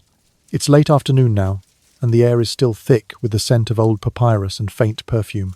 A low table rests in the center of the room, and on it lies a scroll brittle with age ink faded to the soft brown of dried reeds. As you unroll it slowly, your eyes begin to scan lines of Egyptian verse. Not a decree, not a prayer, but something far more personal, a love poem. Ancient Egyptians didn't just experience love. They wrote it, sang it, sculpted it into eternity. Their poetry wasn't flowery in the modern sense. It was earthy, sensual, vivid, and often it was deeply relatable, even across 3 millennia. You find yourself reading about longing awkward first encounters, the tension of waiting, and the delight of being near someone who makes your stomach feel like it's full of sparrows. One poem begins, "She is the only one my heart's delight. When I see her, I do not know the ground I walk upon." Another reads, "My heart flutters hastily when I think of her. It does not let me act sensibly." You can almost imagine the young scribe who penned it, pacing his room, heart racing, ink smudging, where his sleeve kept brushing the papyrus. What's striking is the physicality of the language. Lovers aren't described in abstract terms. They are soft of skin, fragrant, with lotus lips, red as pomegranate. There's no pretense. Desire is not hidden in metaphor. It is the metaphor. And it wasn't just men writing. Some fragments are clearly in a woman's voice, calling out for her lover, teasing, praising, and even commanding. One particularly bold poem includes the line, "He is more delicious than beer with honey. I do not need bread when I have him." A bold declaration, especially in a society where food was sacred and beer was practically divine. Poetry was also performative. Many of these verses were likely sung aloud, accompanied by harps or flutes during festivals or informal gatherings. Imagine sitting in a courtyard during the festival of Hathor, wine-flowing lanterns swinging in the breeze, and someone standing to recite a verse like, "Come to me, my love, with your feet swift as falcons. Let us lie beneath the sycamores and speak not of tomorrow." Romantic sighs and tipsy applause surely followed. The most common setting for these poems, nature. Love was described as blooming beside canals, ripening like figs, echoing across lotus ponds. The Nile was not just a river. It was a metaphor for emotion, shifting from tranquil to flooding without warning. Even when poems were copied onto papyri stored in scribal archives, their imagery pointed back to trees, gardens and fields, the places where real love stories unfolded. And then there were the laments verses written not about joy, but about separation, longing or betrayal. One particularly gut-wrenching line reads, "I wait in vain. The day grows long, my oil burns low, and your sandals are not at my door." Oof. That's the kind of heartbreak that deserves its own shrine. Scholars remain divided on whether these poems were written for specific individuals or simply practiced as part of scribal training. Some believe they were commissioned as gifts, tokens of affection. Others think they served as emotional release in a culture that prized both order and the raw truth of feeling. What's certain is that they weren't hidden. Love poetry wasn't scandalous. It was celebrated, recorded, even buried with the dead, to provide comfort in the afterlife. Some tombs contain lines of poetry inscribed alongside funerary texts. A husband might ask to be remembered by his beloved, or a wife might request that her image be painted as she was in youth, with the fragrance of first love still on her skin. These were not cold partnerships, but vibrant relationships preserved in ink and stone. And the metaphors. Oh, the metaphors. Lovers are compared to fishnets, moonlight festival, dancers, wine jugs, and occasionally bread. Seriously, Egyptians were very passionate about their carbs, but the underlying emotion is never silly. It's always earnest, always yearning. You unroll the final section of the scroll and see a last line smudged but still legible. "If I should sleep before you arrive, wake me with your song." A wish for presence, for connection, for love even in dreams. As you roll the scroll closed again, the room seems quieter, more reverent. You're not just holding words. You're holding thousands of years of human feeling, unchanged, undiminished, and softly whispering to anyone still willing to listen. The air is cooler now, as you step into a tomb that has long since surrendered its grandeur to the passage of time. Dust coats the stone floor, cobwebs stretch between columns. But the walls, the walls still speak. Painted in fading reds and ochres are images not just of labor and offering, but of embrace, of dance, of feasting. And on one panel near the rear wall, something truly unexpected. A man and woman reclining on a bed, not in sorrow, but in joy. In ancient Egypt, the afterlife was not just a solemn place of judgment. It was a sensual continuation, a dream where intimacy endured forever. To the ancient Egyptian mind, death wasn't an ending. It was a transition, a passage into the field of reeds, a lush mirror of Egypt's best qualities where the deceased could farm without toil, eat without labor, and if the gods were kind, love without interruption. And that last part, it wasn't just implied, it was deeply desired. Many tombs include inscriptions, requesting not only sustenance and protection in the afterlife, but also companionship. One particularly touching stele reads, "May she come to me in the night, as she did in life, with oil on her skin and laughter on her lips." That's not about offerings. That's about longing, eternal longing. Married couples were often buried together when possible, and tomb art frequently depicts them side by side, hand in hand, or in scenes of domestic affection, dining together, exchanging gifts, embracing beneath date palms. These aren't sterile images. They're intimate sometimes, surprisingly so. In one tomb, the couple is shown reclining beneath a sycamore tree, cups raised with the caption, "We drink as we once did." That's not ritual. That's romance. It wasn't uncommon for a man to request that his wife appear to him, as she had in youth, sometimes even specifying her hairstyle or preferred perfume. One text pleads, "Let her approach, with her girdle tied high, her steps like music, her voice like the harp." The afterlife apparently had a dress code. The idea wasn't just to survive death, it was to thrive in it. Love for the Egyptians wasn't confined to the living. It was something that could accompany you through the judgment of Osiris, the weighing of your heart, and into eternity. If your heart was lighter than the feather of Ma'at, you passed on. And if your spouse was buried near, or even if they weren't, you could call to them, invite them, want them across the veil. But it wasn't always about reunion. Sometimes the dead requested new companions. One tomb inscription says, "Let the lady of the house not be lonely in the field of reeds. May a worthy soul find her, and may her days be filled with joy." It's basically an ancient dating profile, tomb tinder if you will. Amulets and magical spells were sometimes included in burials to preserve the embrace in the afterlife. This included figurines carved in pairs, representations of beds, and even tiny jars of scented oil. These weren't just symbolic. They were meant for use, ritual, emotional, maybe even sensual. Scholars remain divided on how literally to interpret these references. Some argue the language is metaphorical, more about emotional closeness than physical intimacy. Others believe the Egyptians meant exactly what they said, that in the afterlife, you'd eat well, drink deeply, and love freely. The gods, after all, did all these things. Why shouldn't you? The belief was deeply personal. Letters to the dead, actual written messages placed in tombs or burned at family altars, often include pleas for affection, protection, or just comfort. "Come to me in dreams," one reads. "Tell me, I am still yours." The yearning didn't stop at the grave. It reached across time, across silence, across stone. And in some cases the intimacy imagined was not with a known spouse, but with a hoped-for companion. One unmarried woman's tomb inscription asks that she be loved by a man with a gentle heart and strong hands, who will know her name even in death. There's poetry in that. There's hope. Perhaps the most haunting detail comes from funerary papyri that show the dead lying with arms open, not in surrender, but in invitation. These are not the rigid poses of European stone tombs. These are depictions of the dead, as living, loving, ready to kiss, ready to laugh, ready to hold the ones they'd once whispered to beneath a canopy of reeds. You sit now beside that tomb wall, tracing the soft curve of painted fingers, still holding on after all this time.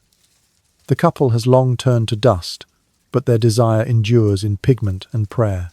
They ask to be remembered not as names but as lovers, and in doing so they outlived their bones.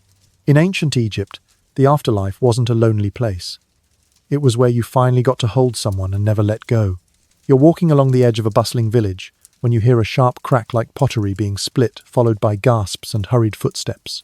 You round a corner just in time to see a young girl storming away from a group of women, one hand clutching her robe tight, the other wiping her face with fierce frustration. Her aunt stands by the door, lips thin, arms crossed. There's no doubt about it, something serious just happened.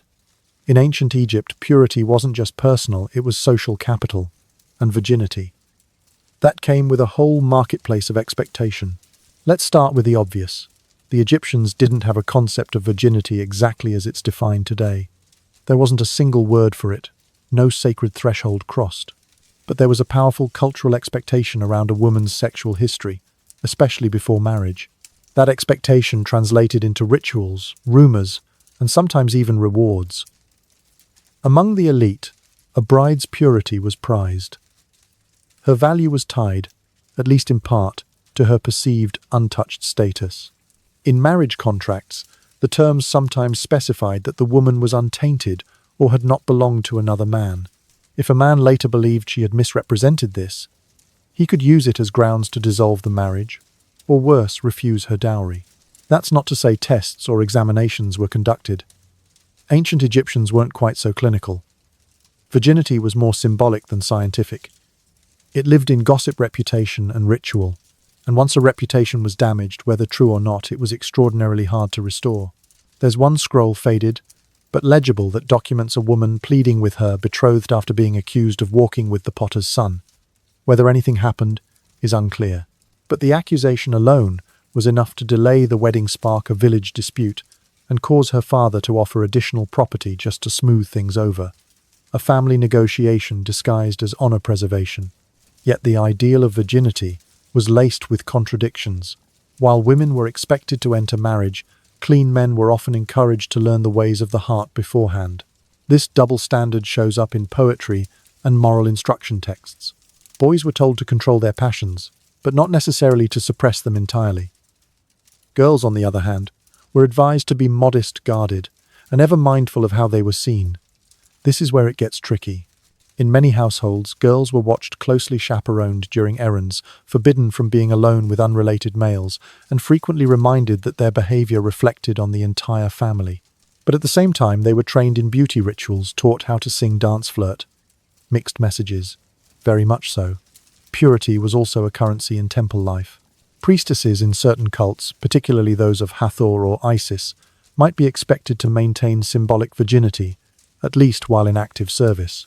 Whether this was literal or merely ritualistic remains debated. Scholars disagree on whether these women were expected to avoid all sexual contact or simply avoid formal marriage during service.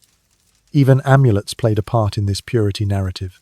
Girls were often given charms, shaped like closed lotus buds, tight shells, or sacred knots. Symbols of protection, fertility, and yes, guardedness.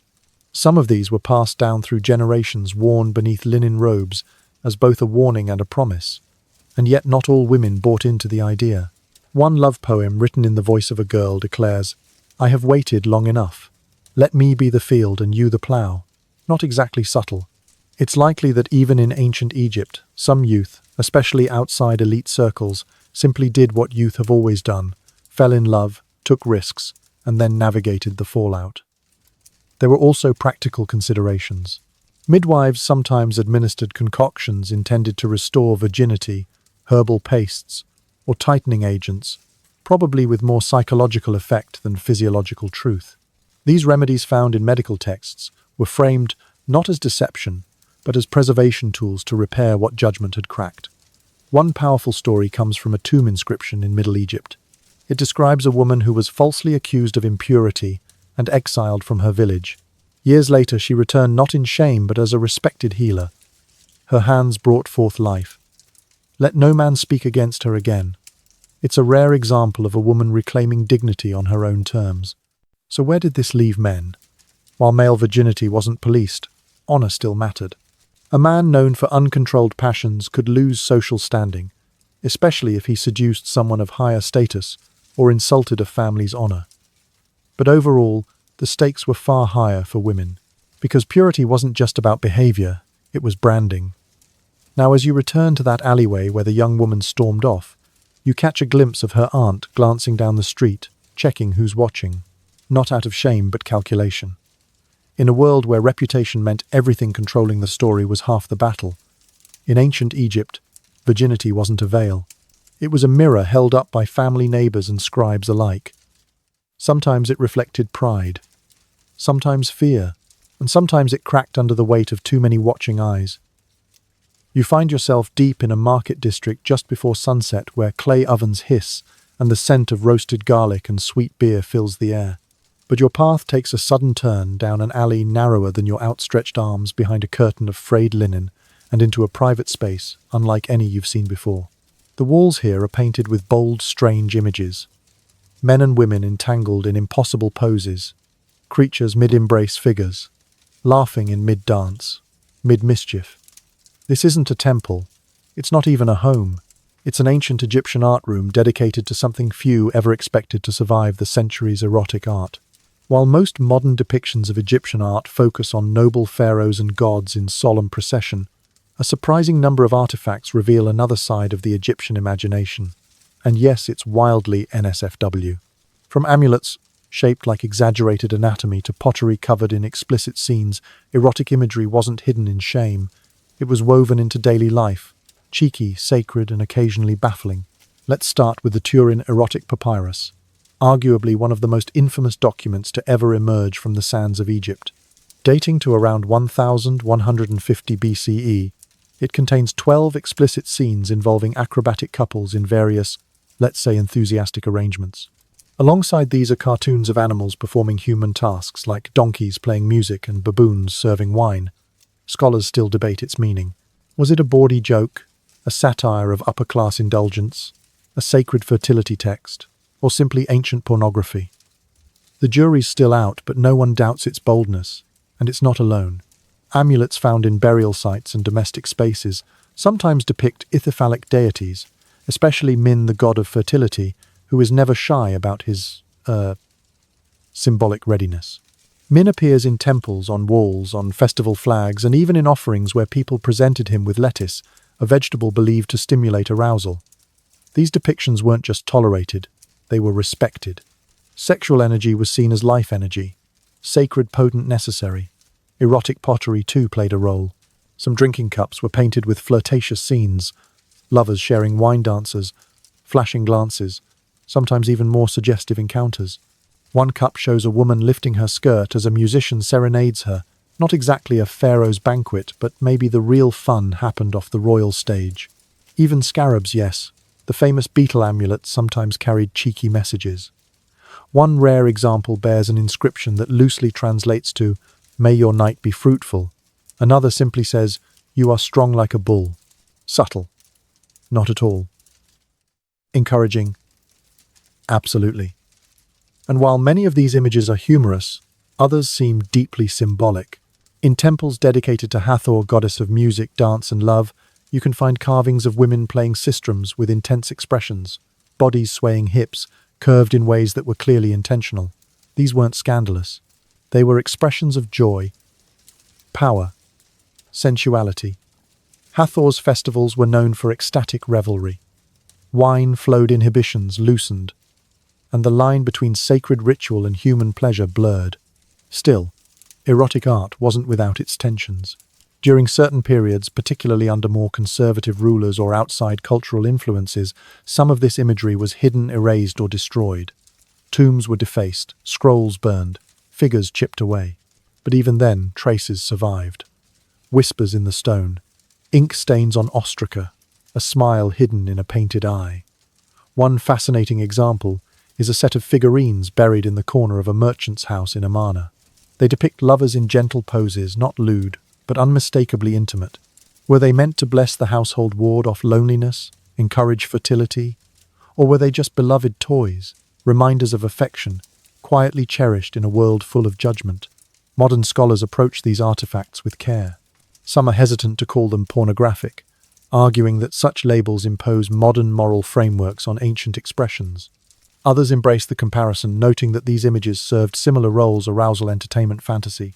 Either way, they remind us that ancient people weren't just farmers, scribes, or temple-goers.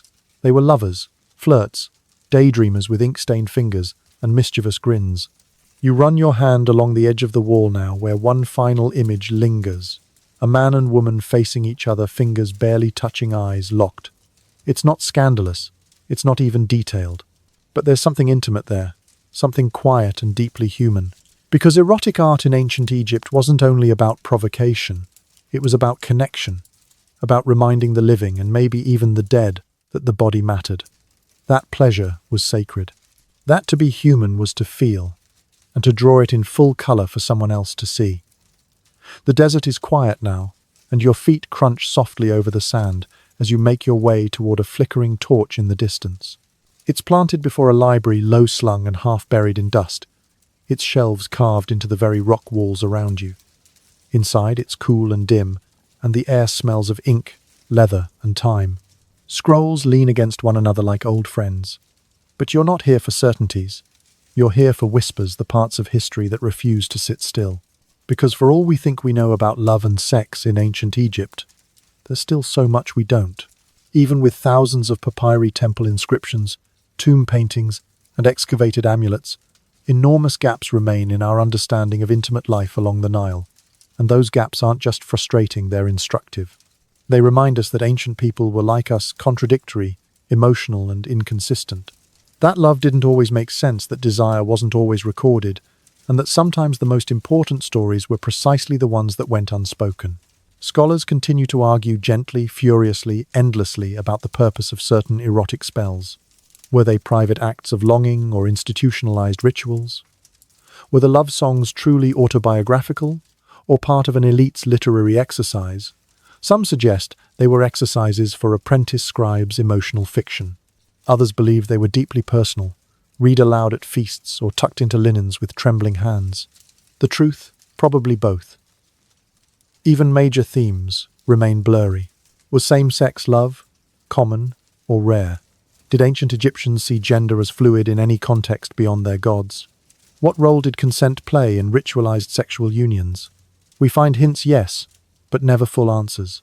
One poem might suggest freedom. A temple carving might contradict it. There are moments when historians stumble upon something that seems clear. A figurine here, a line of graffiti there, but just as quickly it slips through the fingers. Language adds to the problem. Many Egyptian terms related to intimacy are context-sensitive.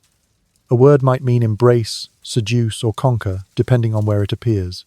Even common metaphors, figs, fish fields, carry layers that modern readers may miss or misunderstand. Translation isn't a mirror, it's a guess. And then there's the loss. So many records simply didn't survive. Organic materials decayed, fires, raged, tombs were looted. Entire libraries were destroyed.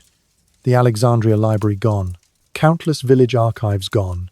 Imagine how many love letters, family arguments, romantic poems, and naughty jokes have vanished into sand and silence. Some gaps are cultural.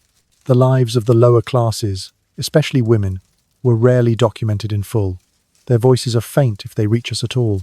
A wife who joked with her husband in the kitchen. A girl who scribbled a heart into her palm during her first crush. A lonely widow who whispered to the wind. None of them left scrolls behind, but we know they existed. They must have. Because those moments, the private tender ones, are timeless. There's even scholarly disagreement on how to interpret emotional tone. Were Egyptians as romantic as they sound, or are modern historians simply reading their own feelings into ancient metaphors? Some believe that all the love poetry was deeply sincere. Others argue it's just stylized performance. But really, how do you fake a line? Like, I will stand outside your door until the moon is tired of me. What we do know is this: Egyptians made space for love in their temples, their homes, their funerary rituals. They imagined joy in the afterlife, not just solemnity. They carved holding hands into tomb walls. They wrote songs that still make hearts beat a little faster. They believed deeply that connection survived death, that to love someone and to be loved was a kind of magic, a protection against decay, a legacy more lasting than stone. So as you step back into the warm night air, the stars above shimmer like a scattered offering bowl. You've walked through courtships in barley fields, spellwork cast in temple corners, perfume-soaked flirtations at festival dances, and whispered prayers at tomb altars. You've met scribe poets and scandalous concubines, cautious brides and bold goddesses. And though much of their story is missing, what remains is enough to remind you of a simple, breathtaking truth. They loved. They laughed. They longed, just like you. And now the torchlight fades behind you, and the soft hush of night settles over the desert like a linen shroud. The Nile murmurs in the distance, steady and timeless, while the reeds sway gently in rhythm with your breath. You've wandered through the hearts and homes of a people long vanished, felt their joy, their ache, their quiet mischief. And now it's time to rest. Let your thoughts drift like a boat on the black waters.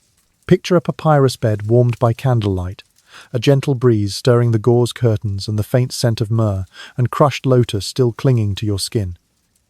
Someone laughs softly in a courtyard just beyond earshot. Or maybe it's a dream already forming. The stories you've heard tonight weren't always whole. Some were faded, others stitched together from fragments and guesses. But in their gaps, something tender lived. A shared glance across a garden, a name murmured in the dark, the gentle press of a palm against a sleeping shoulder. Small moments that never needed to survive, but somehow did. So as you lie back, allow your breath to slow. Imagine the gods not watching but waiting, not judging but smiling, because even they, with their crowns and eternal light, once loved like you, imperfectly, fiercely, and forever. You are not alone. You never were. In the echo of a scroll's last line, in the pigment of a painted kiss, in the hush of a tomb built for two, you're there too. Sleep now, traveller. Let the sands shift softly beneath you. Let the moon rise over the reeds.